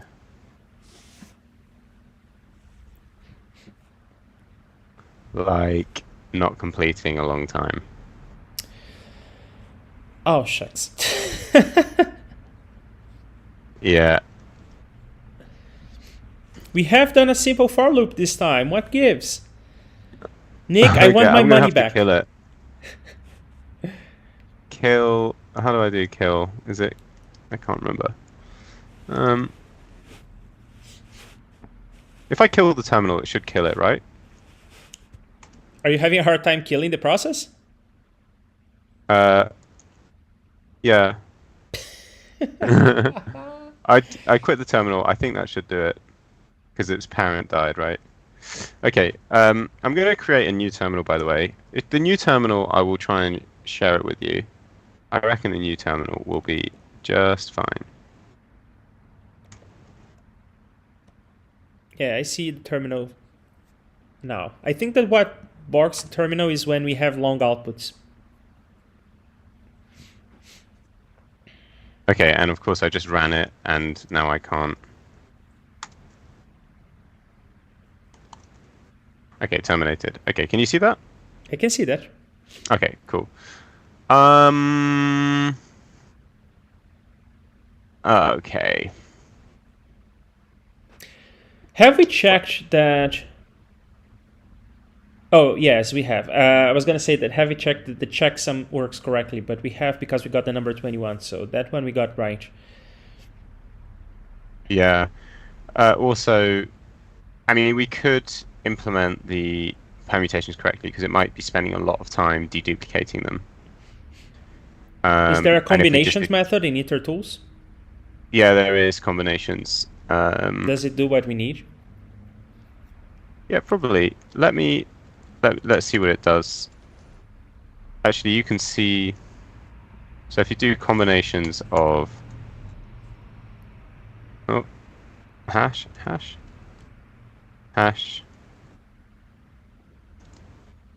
dot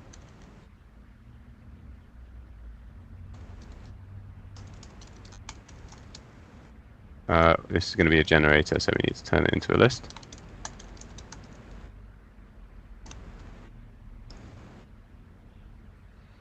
Missing requirement R, so you need to choose 3. Yeah. There's only one combination. Yeah, that makes sense because order isn't dependent, right? Heh. That's why it is a permutation.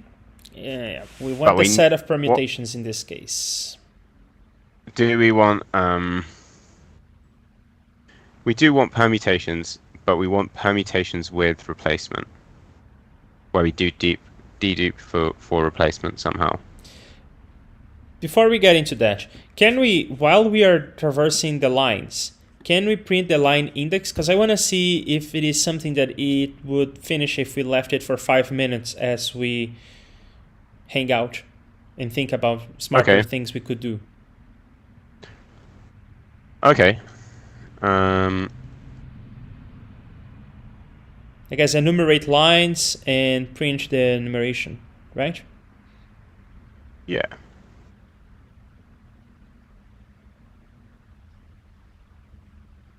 And also I'm interested in this because it may be the case that we did something wrong and in one of the lines, an edge case maybe, we get stuck. It's on 4. Yeah, it's stuck on line 4. It's stuck. It's stuck on line 4, yeah. So- What does line 4 look like? Well,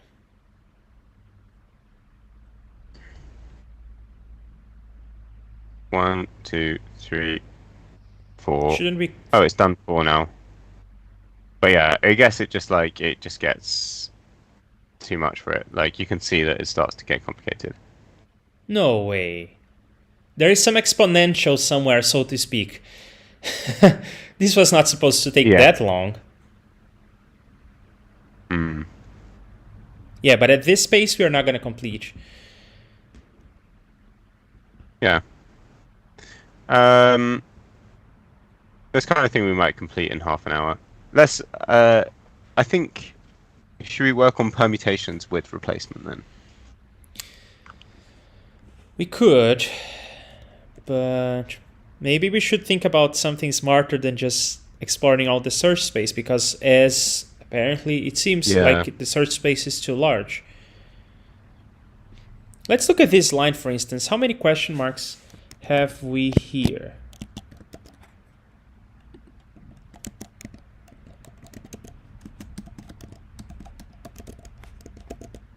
And what is 2 to the power of that? That is 65,000. It's not that much. Yeah, but per line. No, but 65,000 is not that much. We have seen in our terminal that it takes like a solid 30 seconds to do a line. And this is a line with a lot of question marks. What's up with that? Is the implementation of permutations like terribly slow? I reckon permutations is... I think I know what the problem may be. This is instantiating in memory all the permutations all at once, right? To do the deduplication. Yeah. Yeah, but I don't think that's the issue. I think it's that it's that permutations is like fundamentally operating differently, and as soon as you have like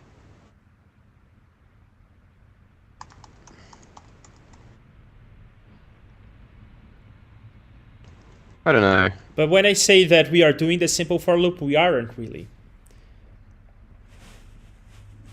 No, and Even then, well, allocating this would 65,000 lists should not take that long.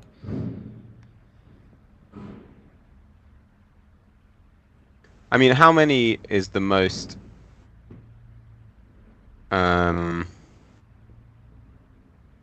hashes that we'll get in one line?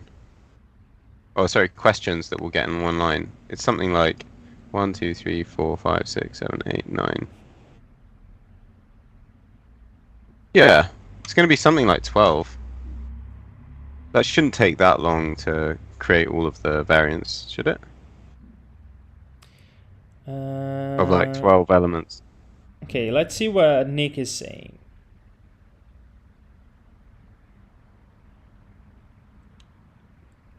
Yeah, I'm pretty sure it's on David's end, but it's not too bad. About the clipping of the microphone.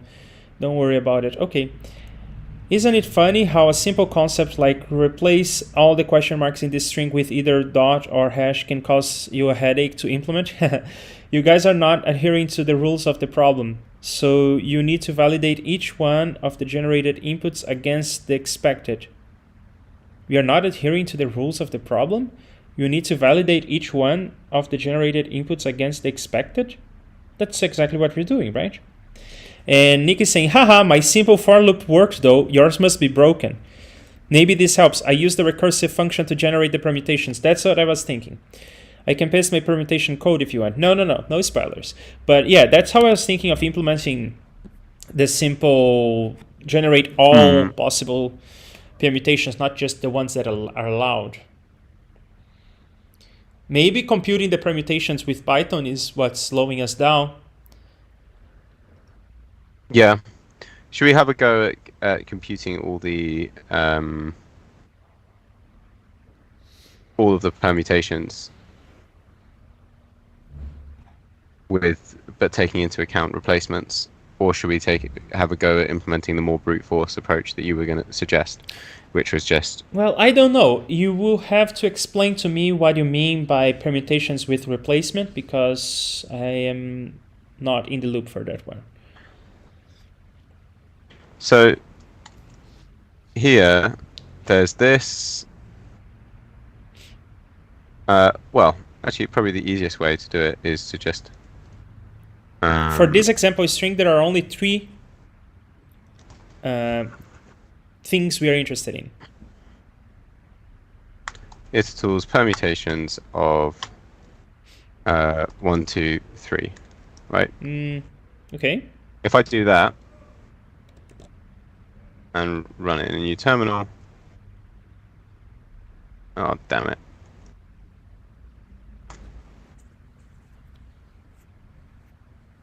It's running forever, but it didn't print out anything. This is what I get. Oh. Well, I lost your terminal, but okay, thanks. Yeah, so this is what I get, right? Which, obviously it's rearranging things which it doesn't need to rearrange. Because in this case, 1 and 2 are the same number, in our example. Yeah. And so it doesn't have this concept of identity within those. Yeah. So it needs to have that, or we need to think of it in a more smarter way of generating the permutations. Let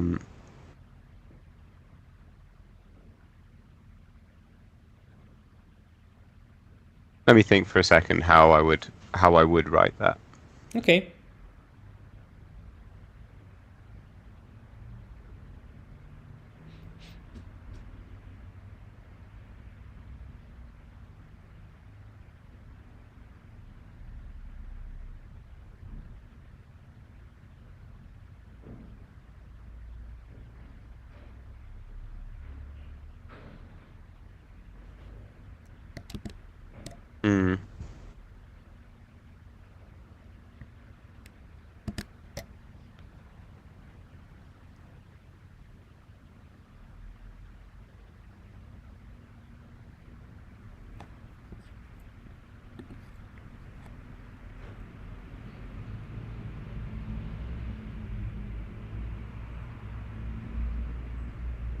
Because it's definitely not combinations. Because order does matter. Yeah. And for our example here, we have 3 outputs. Oh, should I be touching the file? I don't know. I may break things because I'm touching the file, but I will touch it anyway. So the dot may be. Geez, I'm already making a huge mess. Oh. Shucks. No, it's okay. It's fine for me. It's working well right now. Okay. So these are the 3 possibilities. These are the 3 outputs we wish to have. Yes. Yeah, that's right. And since there's only 2, it might make it simpler. Because instead, actually all we need are 2... Oh, isn't it even simpler? We just need the combination. We have like this number of hashes, and we need to choose them. What we need to be choosing are the indices rather than the full list, if you see what I mean. If we can reduce it to just indexes. Okay, you can think about it that way, yeah.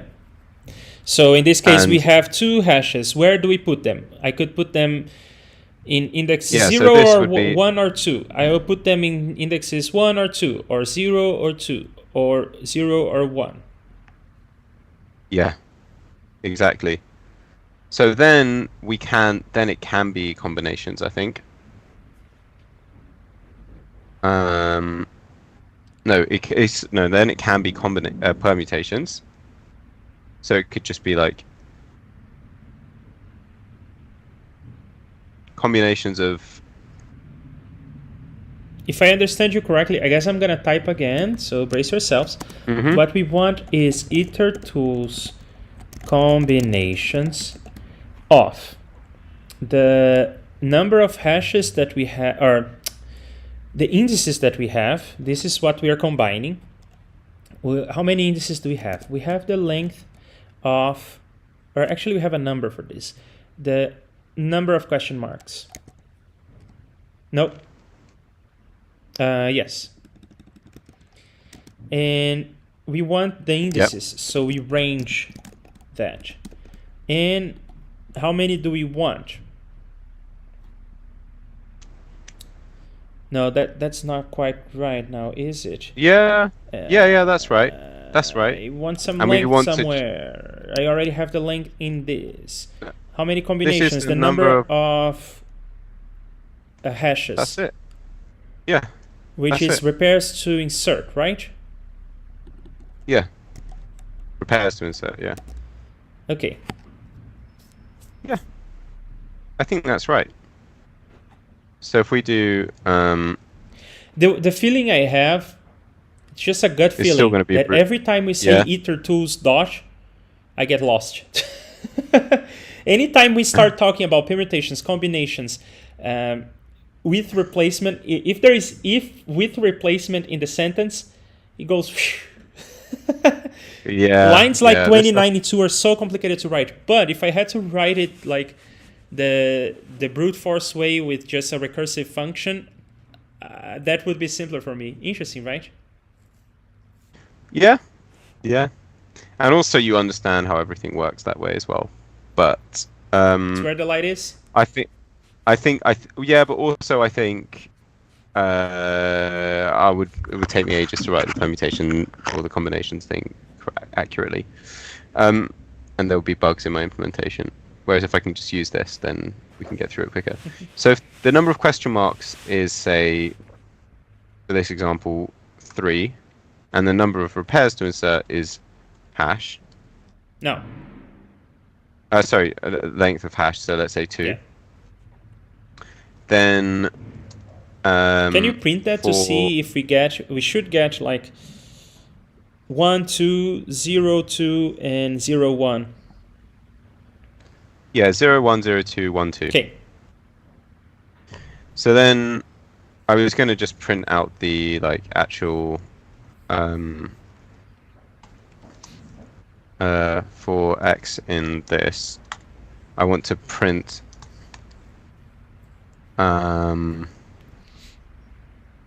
so I'm going to have my list, which is going to be just dot times 3, right? And actually, why don't I just, instead of this, I'll just do num question marks is 3, and this is repairs to insert, and do that as 2 num, and then so that's that. And then for index in x, I need to do that equals hash, I think. Yeah.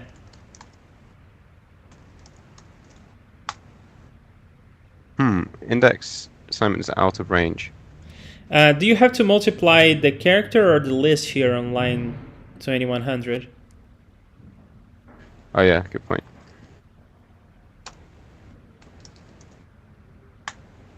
Yeah, that looks correct to me. Great. Looks like this. Yeah, I still don't see it, but okay. There Awesome. you go. I've got multiple terminals, by the way. You can try checking a different terminal. Yeah, you pasted it in. I'm just checking whether it's the other one is still running. No, it's not. Anyway, I'm just going to close all of these anyway. Okay, so now we've got this.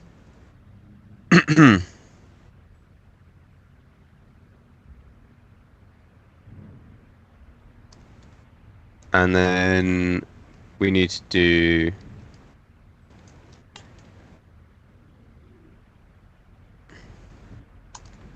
this is still kind of brute force, right? It's not super it's not line length chars, it's num question marks.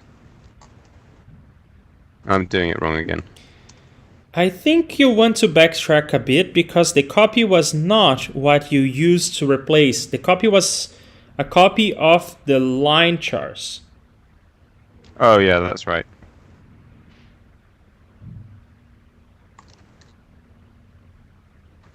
So the copy is indeed... Oh, okay. And then for index in foo, we want to insert in the copy. Wait, what? No, backtrack, Command Z a bunch of times. Where are we going? Command Z, still, Command Z. Continue. There? More. There. Maybe you can take one step ahead. Command Shift Z. There.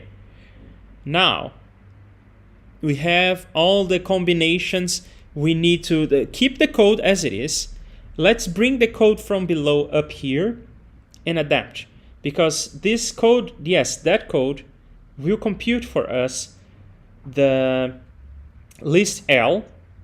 No, above copy, I would say. And now I got lost track because indentation is weird in Python, but let me double check. Yes, we have copied some code that does list L, right? Yeah, which is what we're going to, which is equivalent to X in the previous version. I think. Go to line 2086, replace X with L, and we are good to go.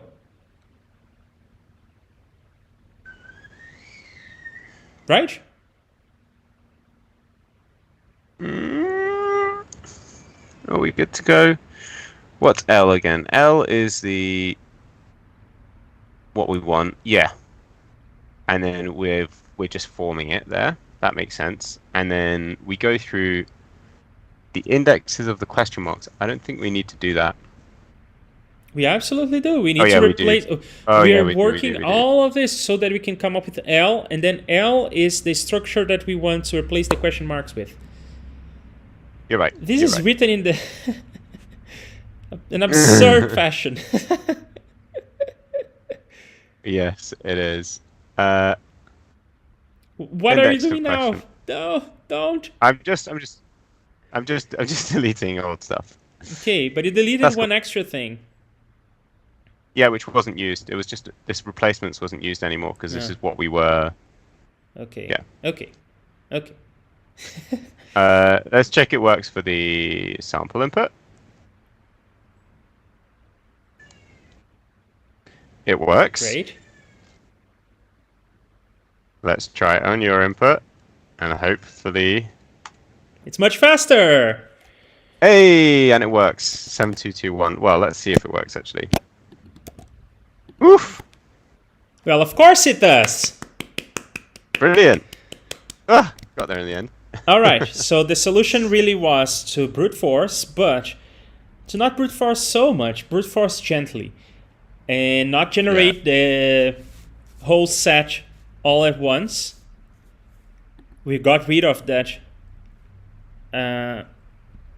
Yeah.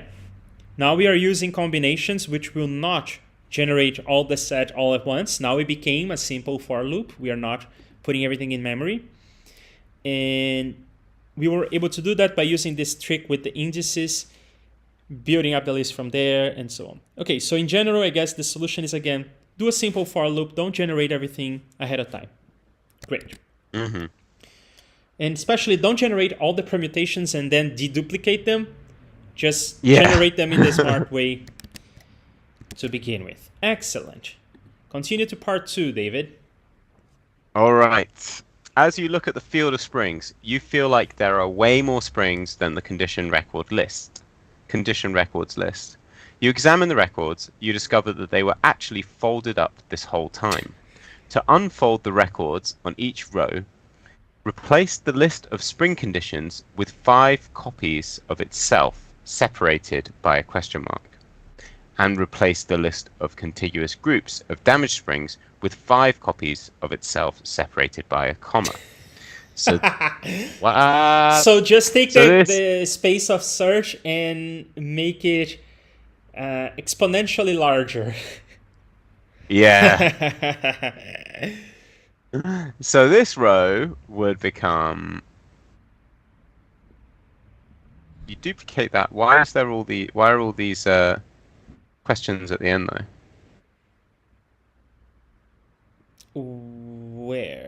Where are you looking at? So you see like would become on the second line. Would Oh, be- separated by question mark. Yeah, that's what it says. Separated by question mark. I didn't Okay. read that properly. Yeah, the first line of the above example would become this. Okay. Okay. In the example above, after unfolding, the number of possible arrangements for some rows is now much larger. If only it was separated by a dot. If it was separated by a dot, we would just multiply this, or Yeah. we would raise this to the power of 5. But it isn't. So the question mark will absorb some of the hashes. Unfold your condition records. What is the new sum of possible arrangement counts? Maybe the inputs Maybe were brute force? maybe the inputs were generated in a way that the question mark that you put to separate actually is a dot, guaranteed to be a dot. So it could just take our initial answer. No, take our initial answers and raise them to the power of 5. Yeah, you want to try that? If it works, man. So all we want to do is now we don't want to Okay. count the ways this naive way. We want to separate the ways for each variant because we will want to raise each variant first before adding, because raising and then adding is not guess- the same as adding then raising. I guess let's start by trying that for the test input, and if that works, it works. I guess. Yeah. Although the test input doesn't always work. True. No, but can we create a copy of this file? Because we're going to start modifying it. Yeah, okay. I'll even grab a copy for my personal records here. Part 2. Um, so I guess now we do need local ways. Yeah.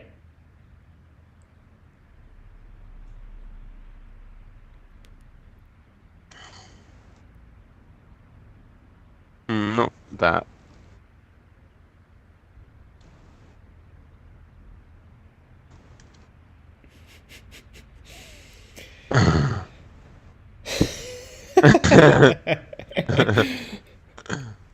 It's 21.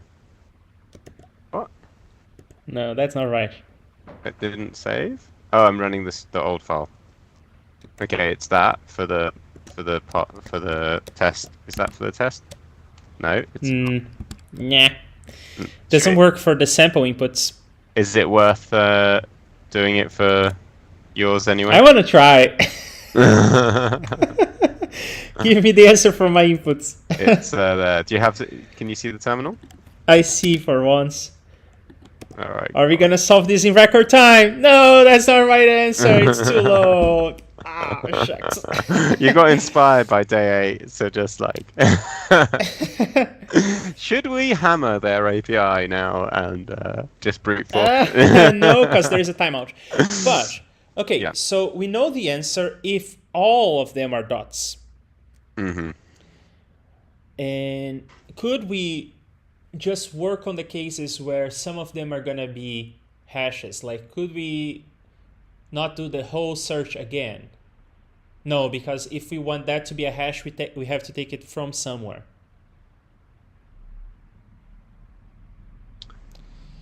Should we see if it's possible to like do this in? I know it's probably definitely not possible to brute force this, but should we try? I think we should try, because it's not so hard to try, right? It's not so hard to try.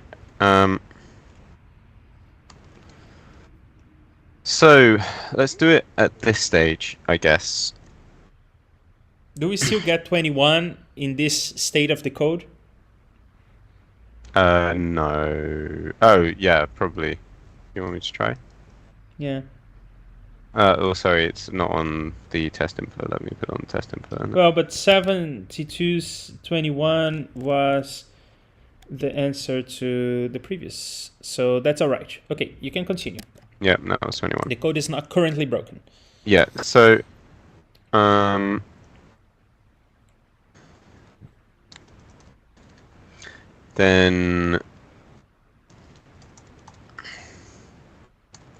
we'll want to do that. Multiply by 5 and then, yeah. No.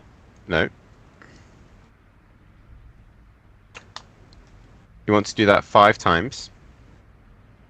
And then we need to join it with a question, right? Yeah. I don't know how to join in Python like that. If I do it as strings...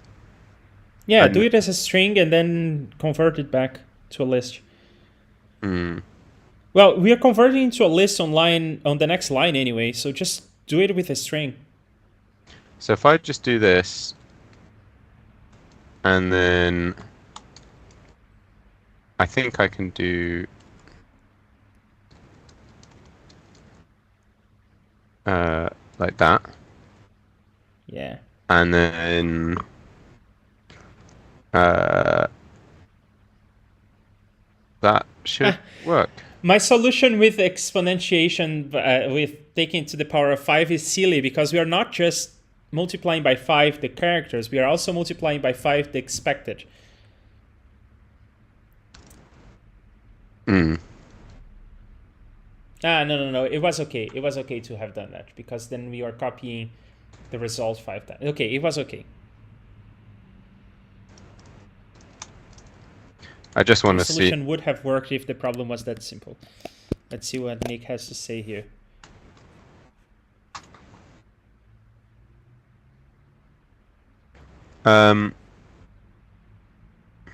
Yeah, what Nick is saying here on the chat is exactly what I had in mind. Find the question marks, replace with either dot or hash, and then call yourself twice.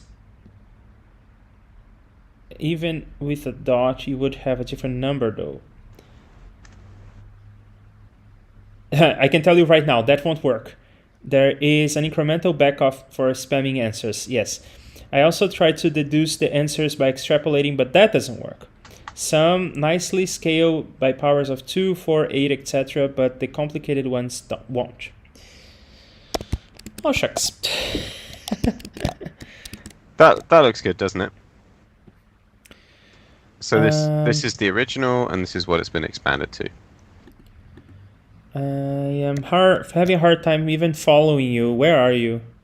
Can you not see me? I see you move your screen. I don't see where your cursor is way at the bottom. Yeah, it's here.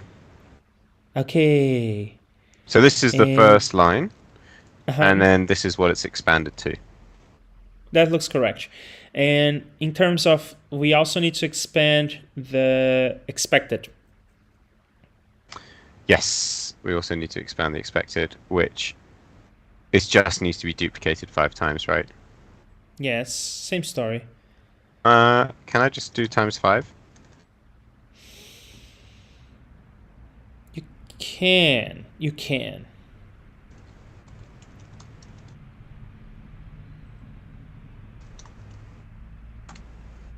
Expected. Let me just see what. Can you see the output? 113, 113, 113, 113, 113. Yeah, that looks right. Okay. 1, 2, 3, 4, 5. Okay. All right. Cool. So we've got our lines now for the inputs, and now we need to. Oh, why is my phone ringing people? My phone started calling people from Brazil. I think it was Siri. That's wild. Wait, is it not? Okay. Yeah. And before we run this, I want to put the thing that prints I on line 2090, because I want to see progress. Oh, it was actually running. Line 0, line 1 is done. Enough said. Okay, alright, let's get smart. Well, for the example, is this for the example inputs? Yeah, example. Jeez Louise. Yeah, but the example input isn't that much shorter than the real input, it's just less lines. Yeah, but I thought that it would run like in 30 seconds or something. Not 30 seconds. I mean, I'll leave it on for a bit just to see it complete for. But yes, so there are certain rules about this game, aren't there? Which are, it must always be separated by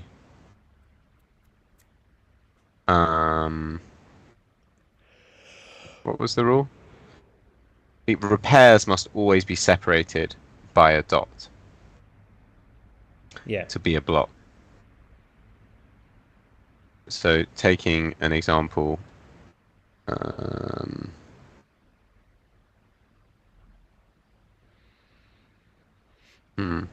what's a good example?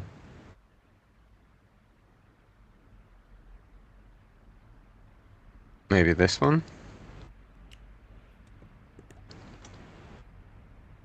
Let's start with the simplest. This is surprisingly slow. Yeah, it's still not got past line 1 yet.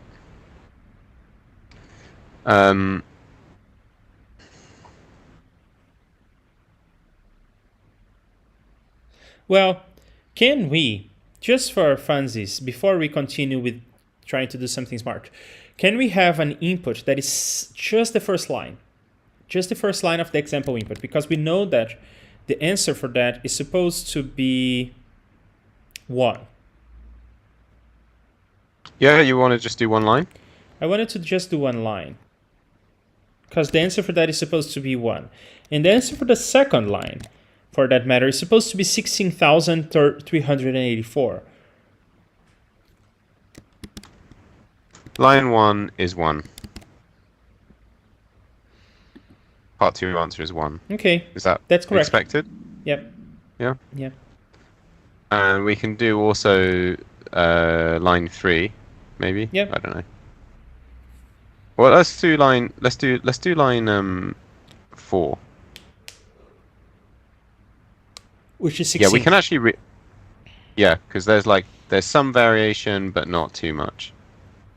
You should be able to get that with brute force. Yeah, definitely. It's 4 times 5, 20. It's 2 to the power of 20. How much is that? Okay, it's 1,000,000. Yeah, instant. 16. Okay. Well, we know that it works. Yeah. So why has the second one got so much variation in it? Can we not use the answer from the first part to compute? So let's have a look at this. You are thinking of using the answer from the first part to compute the second. Yeah. Well, no, to compute the 5 somehow. Well, I can think of some things we could do. If we have dots at the edges of the answer, that's really helpful. Because there are fewer things that we can put in. Okay, if there are dots at the edges, that's helpful because then the question mark cannot join two sections of hashes from two contiguous sections, let's say. Yeah. Two segments.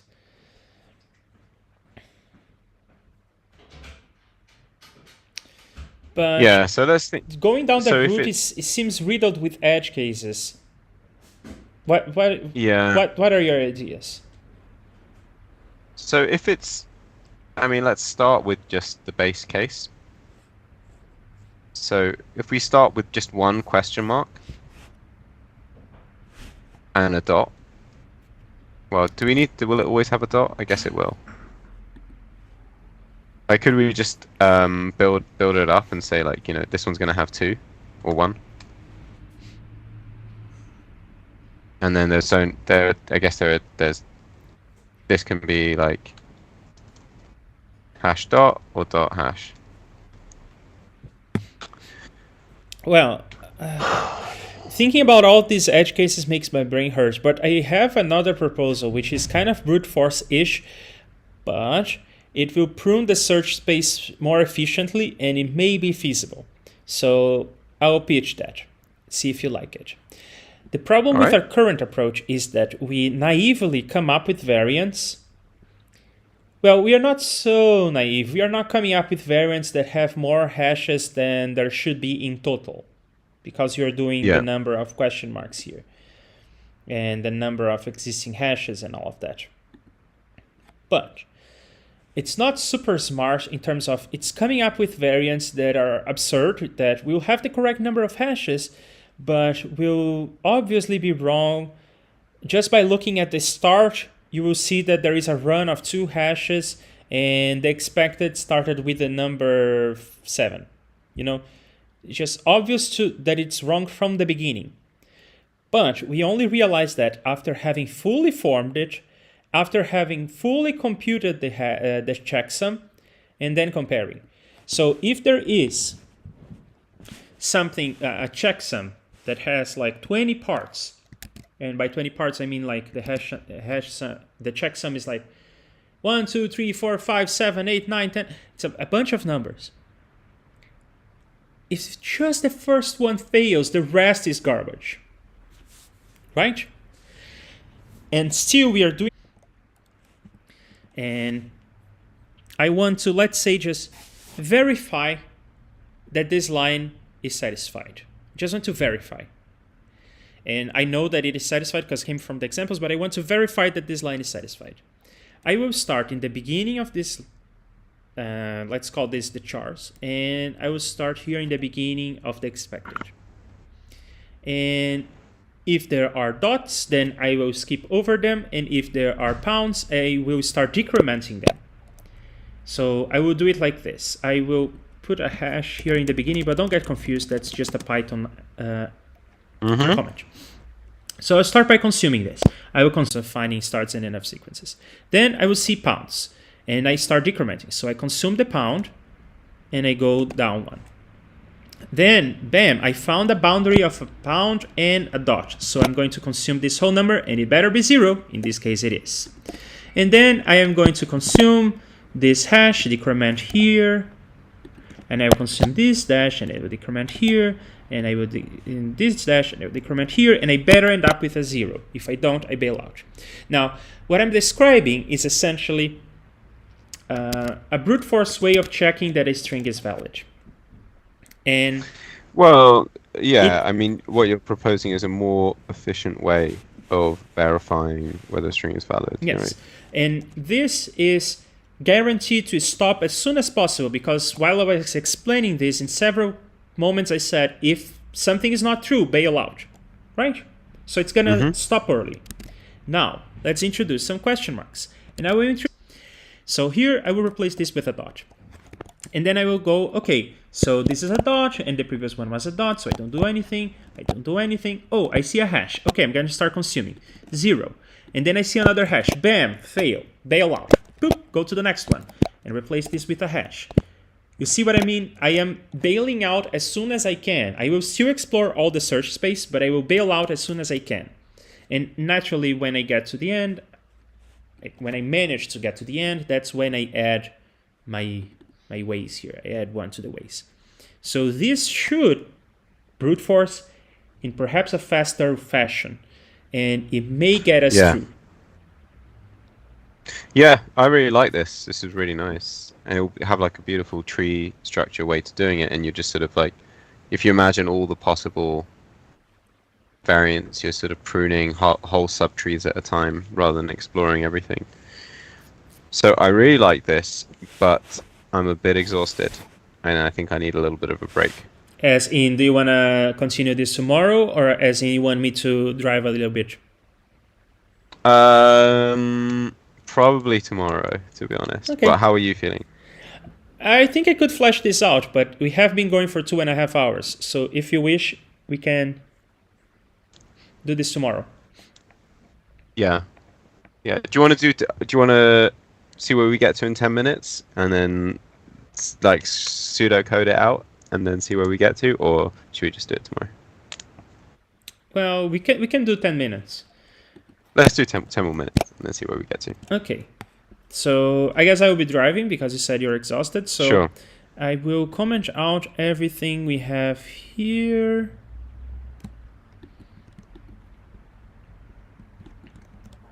And I will comment out the checksum. So we are left with the lines, which I think are correct.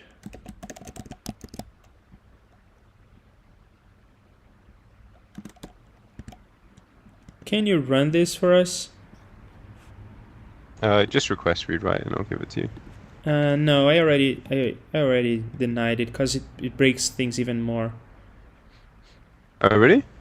Yeah, can you just run this? Sure. How's that? It doesn't look right to me, no. It is too short. It only has one line, but our input has several lines. Oh yeah, no, we're breaking on the first line. We're just doing one line at the moment, just for debugging. Okay, so I'm alright with Because otherwise that. it wouldn't. I'm alright with that. Yeah. Okay. And in terms of the shape of the input, it looks alright. Okay, so I'm happy now. So, as it turns out, we don't even need this line data structure because we will be solving line by line. So since I'm driving, I'm just gonna have the ways here, and I'm gonna start with 0, I guess I will sidestep your line data structure and just use...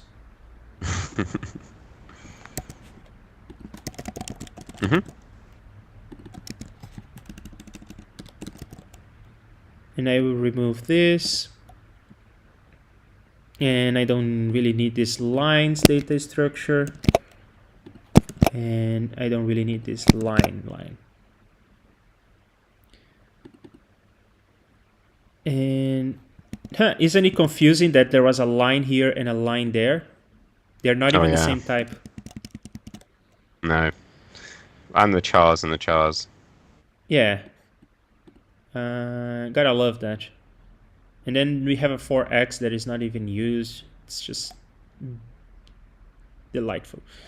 And Oh, you could probably do a ×5 there, couldn't you?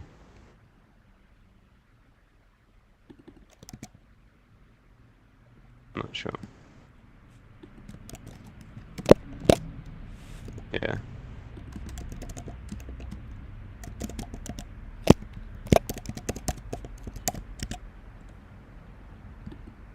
can you run that for us? Yep. Let's see the first one. 411, 411. Yeah. And because you said that you don't like this line, which I agree.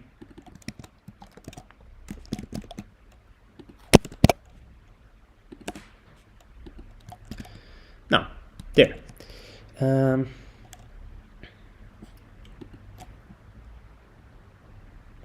So I will want to probably, when I split the universe, it would be beneficial for me to do this with recursion, because otherwise I would need to keep a work list on the side, and I can use the recursive call stack to do that for me. Now, should I do this with recursion? Because the call stack may get too deep and then Python will blow up. I think I'll start with recursion, and we may need to turn that into an iterative algorithm, but recursion is, I guess, a good place to start. So I will create a function. Can I create functions in here? You can, yeah. Def. Okay. And I will call this traverse, and it will be given a list of chars. It will be given an expected that, and I will want to traverse with chars and expected. I know about the typo, I'm fixing it. There. Now,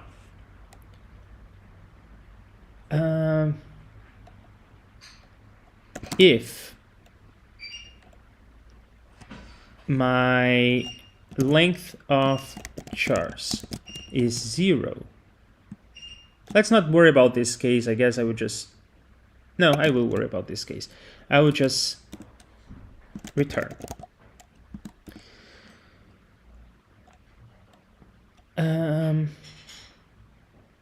Or not. No, not really. If my length of chars is 0 and my expect... I guess you don't actually need to pass through chars or expected into it. Can you say that again, please? You don't, because you're defining the function in a scope. You don't need to pass them through. No, I do, because these chars and these expected will be Oh, copied. it's going to be recursive. Yeah, yeah. Yeah, I don't need to, for instance, ways. I will just manipulate by hand here. Yeah, yeah. But, and this is exactly what I'm gonna start doing here. Ways +1. So, and the length of expected is 1, and the expected is 0. Then I have reached the success condition of my previous explanation, and then I increment ways, and I return. Oh, I'll also need a previous state, which by default, which to begin with, will be a dot. Or I guess I'll just call this the stage. I mean the dot stage. And to begin with. And now, if my state,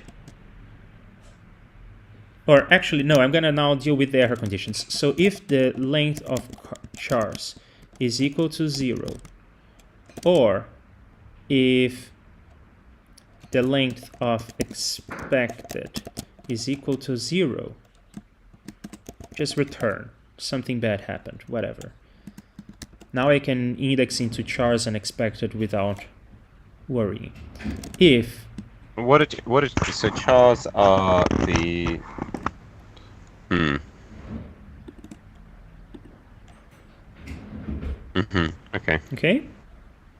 okay, if my state is dot and I will be using chars at 0 a whole lot, so I'll say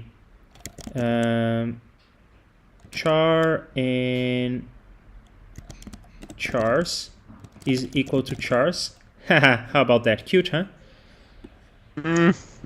I guess so. Yeah, because you're reassigning it. You don't need to. What do you need to do that? Why do you need to put it in front? In square brackets? I need in Is that JavaScript. Oh, okay. In Lua, this would mean something different, but okay. So if my char is equal to a dot, then what I want to do is skip. So I have seen a dot, I will see a dot, I will just skip, which means traverse with chars and expected and even my current state. But because this chars has been redefined, this is not an infinite loop for those of you watching at home. I just don't get this len expected equals 1. I just want to make sure that when I get to the end, I don't have any trailing numbers in the expected list. So you're going through and you're on the last one, and if there's one expected value. That's because when I am considering, yeah. you remember that in my explanation, I didn't have didn't always have. Oh, but sometimes I will have. In our case, it ended in a hash, but it may not end in a hash. So I guess I could say and length of expected is 0, or maybe I should say that. I guess you are right.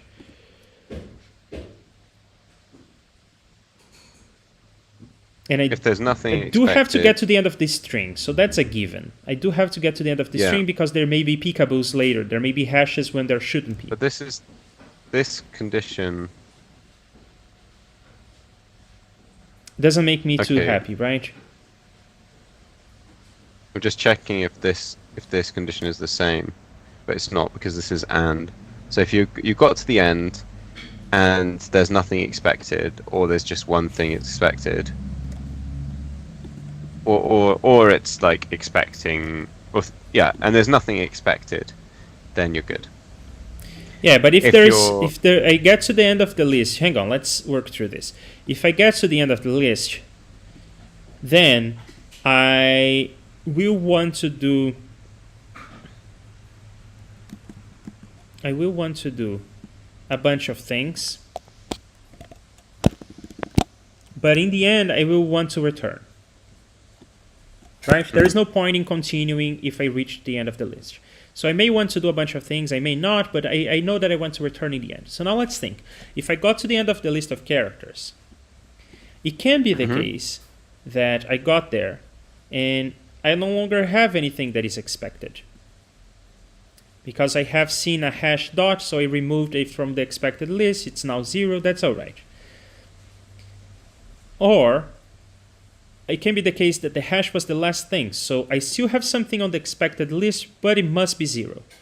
And in all those cases, I have reached a valid destination, base plus 1. Okay, now I'm happy. But it still could be the case that the expected is empty, so I'll have to keep that in mind. The expected can be empty, and that's kind of all right. So I'll need to say when expected equals 0, expected at 0 could be undefined. I will keep that in mind as I carry on. Otherwise, we just return, and that's fine. Yeah. Because we reached the end in an invalid state, so we don't add ways. Actually, don't you also want to exit early if there's nothing left expected? No, because I may have reached all my expectations, and then I continue, and then I see a hash, and that invalidates the whole thing. So, Okay. So if my previous state was a dot, and my current state is a dot, carry on. Else, if my current state is a dot and my current state is a hash, I will start now. I will want to traverse my characters. I will decrement the expected, so the expected at 0 minus 1, expected starting from 1. Then put all of that in a list and expand it out. And expand it out. You're just going to need to do this, by the way. Just to Or correct. can you do that? Can you explain what? Okay. You just did this. Yeah. Thanks. And this is not correct because I may not have an expected at all. So backtrack, start over. I am now trying to consume a character. Should I even need to worry about the previous stage? No. I just want to consume a character. So let's see if I'm allowed to. If the length of expected is greater than 0 and expected at 0 is greater than 0, then I'm allowed to carry through. So I'm going to continue traversing my chars. I will consume this. So now I will write the thing that I was writing before. Expected at 0 minus 1 star expected the remainder. Nope, the remainder. And my current state is now that. Well, in general, I would say that the state is the char. So I'm going to write this last argument as my char. All right. Let's see. So then you need to rename this to char? No, don't do that. Okay. You could rename it to previous char, maybe. And I would get behind that. Yeah, that makes sense. So if the previous char is that and it's a dot, then we keep going. If it's a hash... Wait, hold on. If the character's a hash... I would just return here. How about that? This way I don't have to keep worrying about else ifs. Yeah.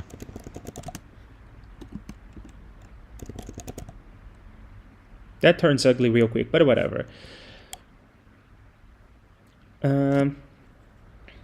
So if my character is a pound, I will want to consume. Can I consume? Yes, I can. Then continue traversing my characters, consume, and I don't like this space. I am going to write it like that. There. Lovely job. Now, if I cannot consume, then stop right away. Okay, so now what happens if my previous char was a hash and my char is a dot? Well, then in that case, for one thing, we didn't really need this comparison. Right? Because otherwise, if the char was a dot and this was a dot, it would have been in here, and if the char is a pound, it would have been there. So this is, strictly speaking, not necessary, but I'll put it there for readability. Shouldn't consume too much CPU anyway. So now I'm in a transition. I need to check if my length of expected is greater than 0, and my, which I guess strictly speaking is not necessary either, but anyway, if my length of expected is greater than 0 and my expected at 0 is equal to 0, I have consumed it successfully. Return traverse of my chars with expected slicing at 1 in my char.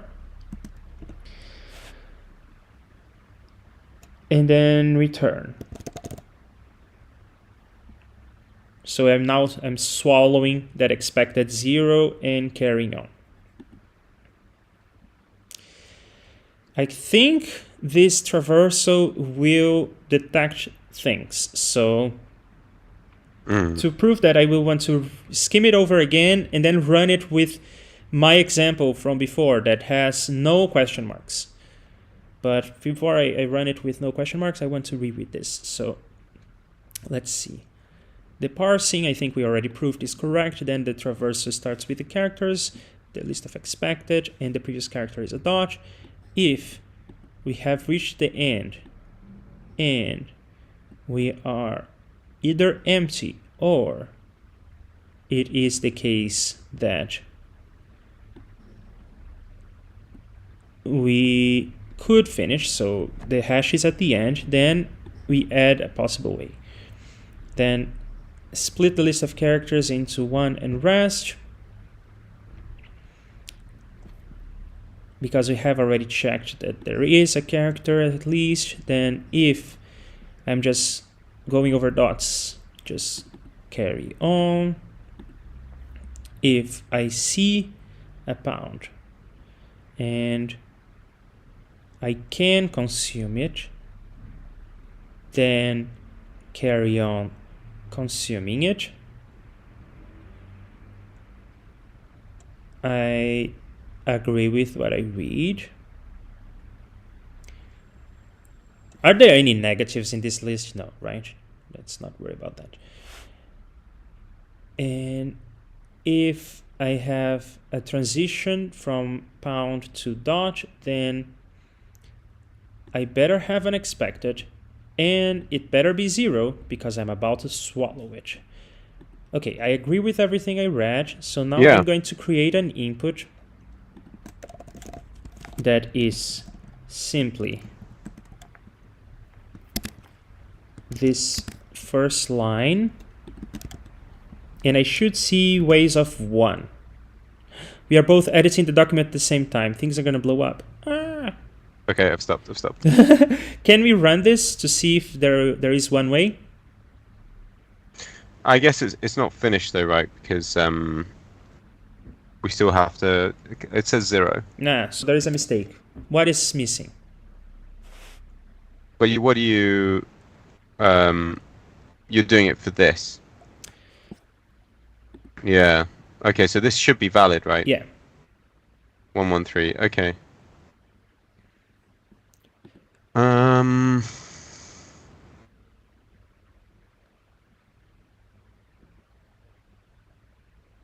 So if we step through it, we start on the hash. The length of, so you're calling it with the chars. So the chars here will be of length whatever, so it won't pass here. Then the previous char will be a dot, but it's not a dot. It is a hash. So you'll check the expected, and you should have some expected, and it's greater than 0. So you're like, okay, great. Decrement it the first one, and then concatenate it with the rest. Move on to the second character, which is a dot. Did you update the previous character? Yes, you did. To should now be hash. So you're on this line instead, and the length of the expected is it should still be the same, and it's not 0. Okay, it should be 0, so you should slice it. Yeah, it looks good to me. Is this line gonna goof up? I can verify that if you want now.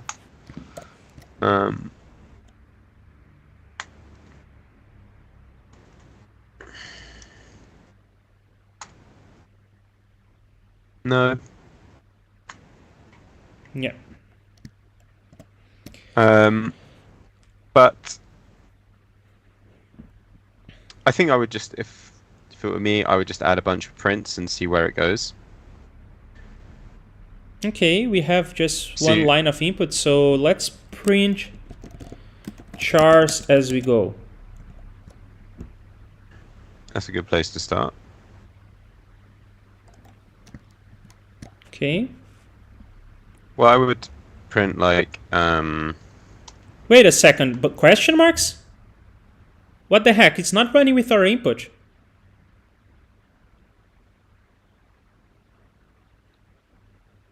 oh, because we're multiplying it out. Ah.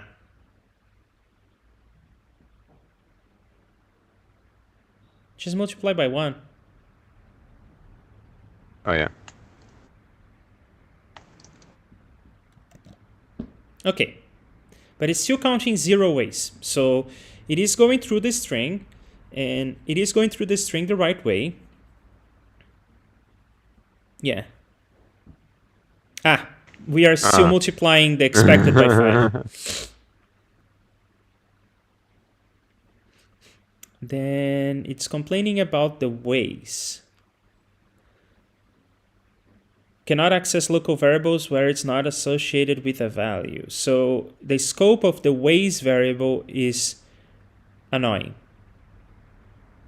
Can we fix that? Python expert in the room. What's the issue? It's Line 2058 is trying to add to ways which is visible from line 2046. So for instance, in JavaScript this would work, but in Python it's complaining. It's saying that you couldn't add ways like that. Thank you. I think there's a. It's not. Is it global ways? There's a thing. I can't remember.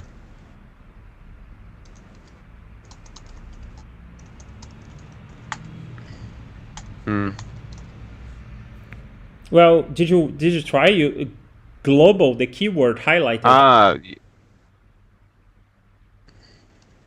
I think it's like that, or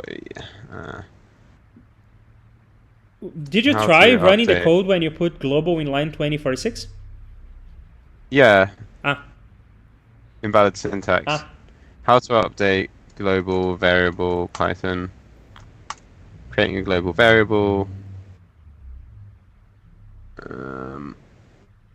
Don't make me sign in to read this answer. Give me Stack Overflow. Yeah, so you can just do global like that. So I think if you do this, it should work. Yeah, Excellent. it And works. it now even it's gives one. the right answer. So good job. And we will have our to do here. Change 1 into 5. Right. So the verification works. Now let's put a question mark in the middle and split the universe. So when I get here, I will, if my char is a question mark, it doesn't really matter what the previous character was, because what I will do is I will traverse my dot chars with the same expected, with the same previous char.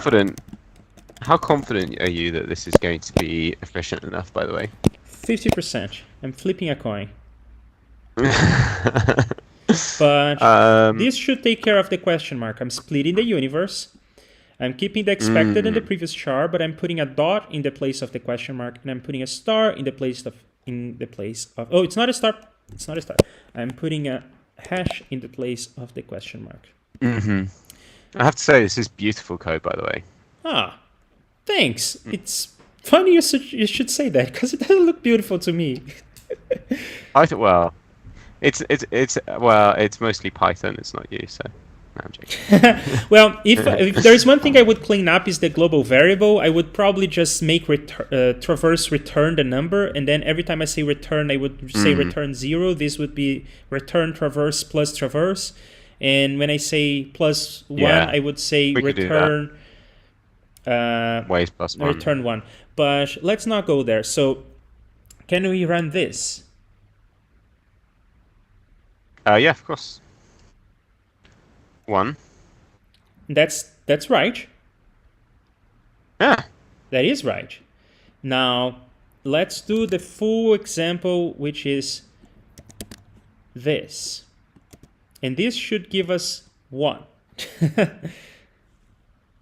And it does. Now let's do a full example that is slightly trickier. For example, this. And it should give us 16. No, it's giving us 1. Oh, remember, multiply by 5, people. Multiply by 5. There, run again. Well, we don't need to. Yeah, 16. Excellent. Great. So now let's do a really tricky example, which will give us 16,000 answers. Wow. Run that. Yep. And now let's do a really, really tricky example, which will give us 506,000. 506,000.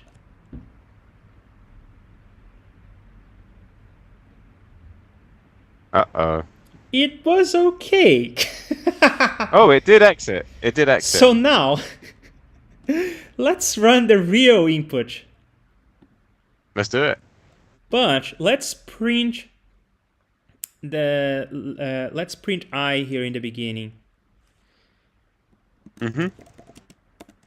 Like so. So we can see if this will be reasonable. And I think I have everything ready to run with my inputs. No, is it my input? Is it David's? It seems to be mine. We're on 10.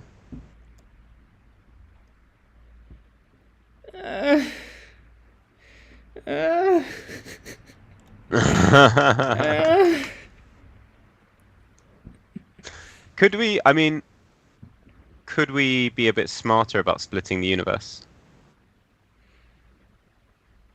Tell me more.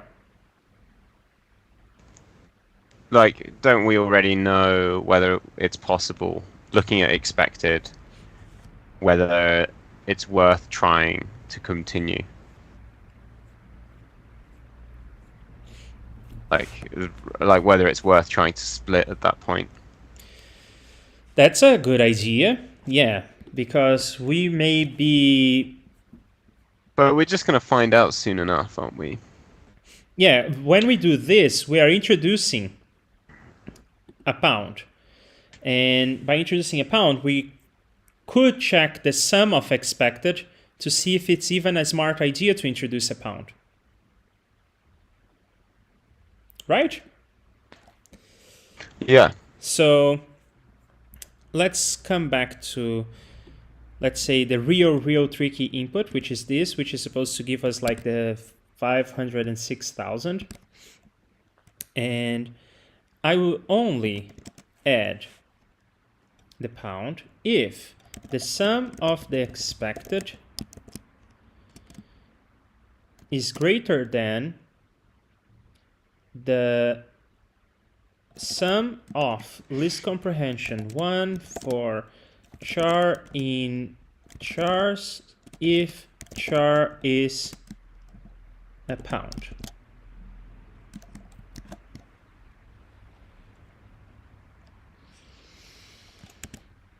Can you run that? Oh, hang on. On the terminal, we finished the 11th one. It took a while, but it finished. Oh, yeah. Yeah, should we keep it going? Because I feel like it might finish in a reasonable amount of time. Yeah, whatever, but just run the other one. I want to assert that what my optimization is correct.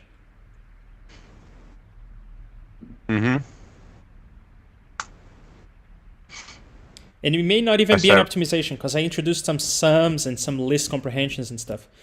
I mean, it exited, and it gave the right answer. It gave?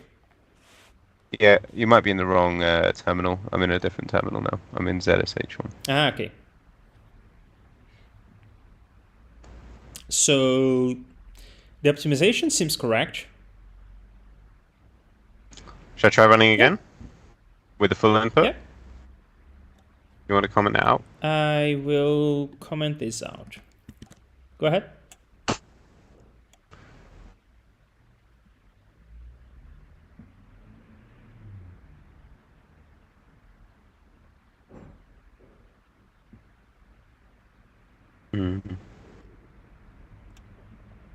I'm just thinking, like, maybe it's not a massive. So what you're checking is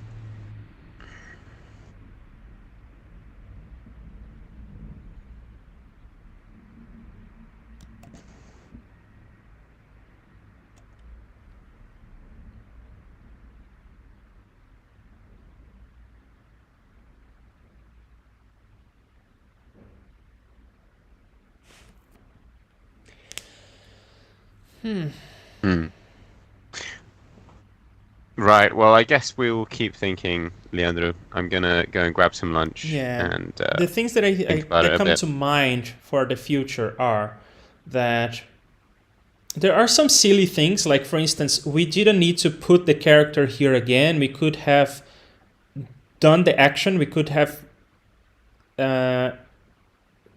subtracted one from the expected or not. So we could do this with mutable data structures instead of mutating the data structures like so. Perhaps that would make things faster. Or we could work with iteration instead of recursion because call stacks are expensive. yeah, Or we could but work these- on like a completely different approach that has to do with like splitting segments using dots and stuff like that. The optimizations that you mentioned, I think, would be the difference between this, like, completing in 30 minutes versus completing in 15 or something like that. It's not going to be like an exponential change. Yeah. So I can just leave this running for a while and see where it gets to. But it's on line 18, and there's like, I don't know, maybe 1,022. Some of them go very quickly though, which is nice. So yeah, I can think of some ways of perhaps making this tangentially faster and then feasible for tomorrow. So I can leave this running over the course of the day. But I can also think of some strategies that are essentially more clever, that have to do with like splitting the dots, because it doesn't matter if there is one dot or multiple dots. We could just split on a sequence of dots or turn a bunch of dots into one. Yeah, what we could do is even leverage the answer from one, from one input and use it for the next line. Like, we're essentially doing the same computation each time on each line. If we see the same sequence on line 1 and line 10, we can reuse the answer from line 1. But the problem in doing that is the same problem as in combining the thing 5 times, which is you could have a hash in between, and then the segments of hashes merge. Yeah, but what you would do is just consider the segments equal if they're separated by dots. Like, you could just collect all of the segments which are like True. separated by dots, and then put that in a dictionary, and then if you see that, you can just use it from the last time. Otherwise, you see what I mean? Like a caching strategy. And I really think that perhaps the key is to leverage the symmetry of the problem in some way, and the fact that we are multiplying by 5 here. So Yeah, we could- and also... Mm. Yeah, sorry, go ahead. I think that there may be some way for us to combine the answer for one segment to 5 segments that is smarter than just exponentiation. I think the most optimal answer would be to not even compute whether this thing is going to be valid or not.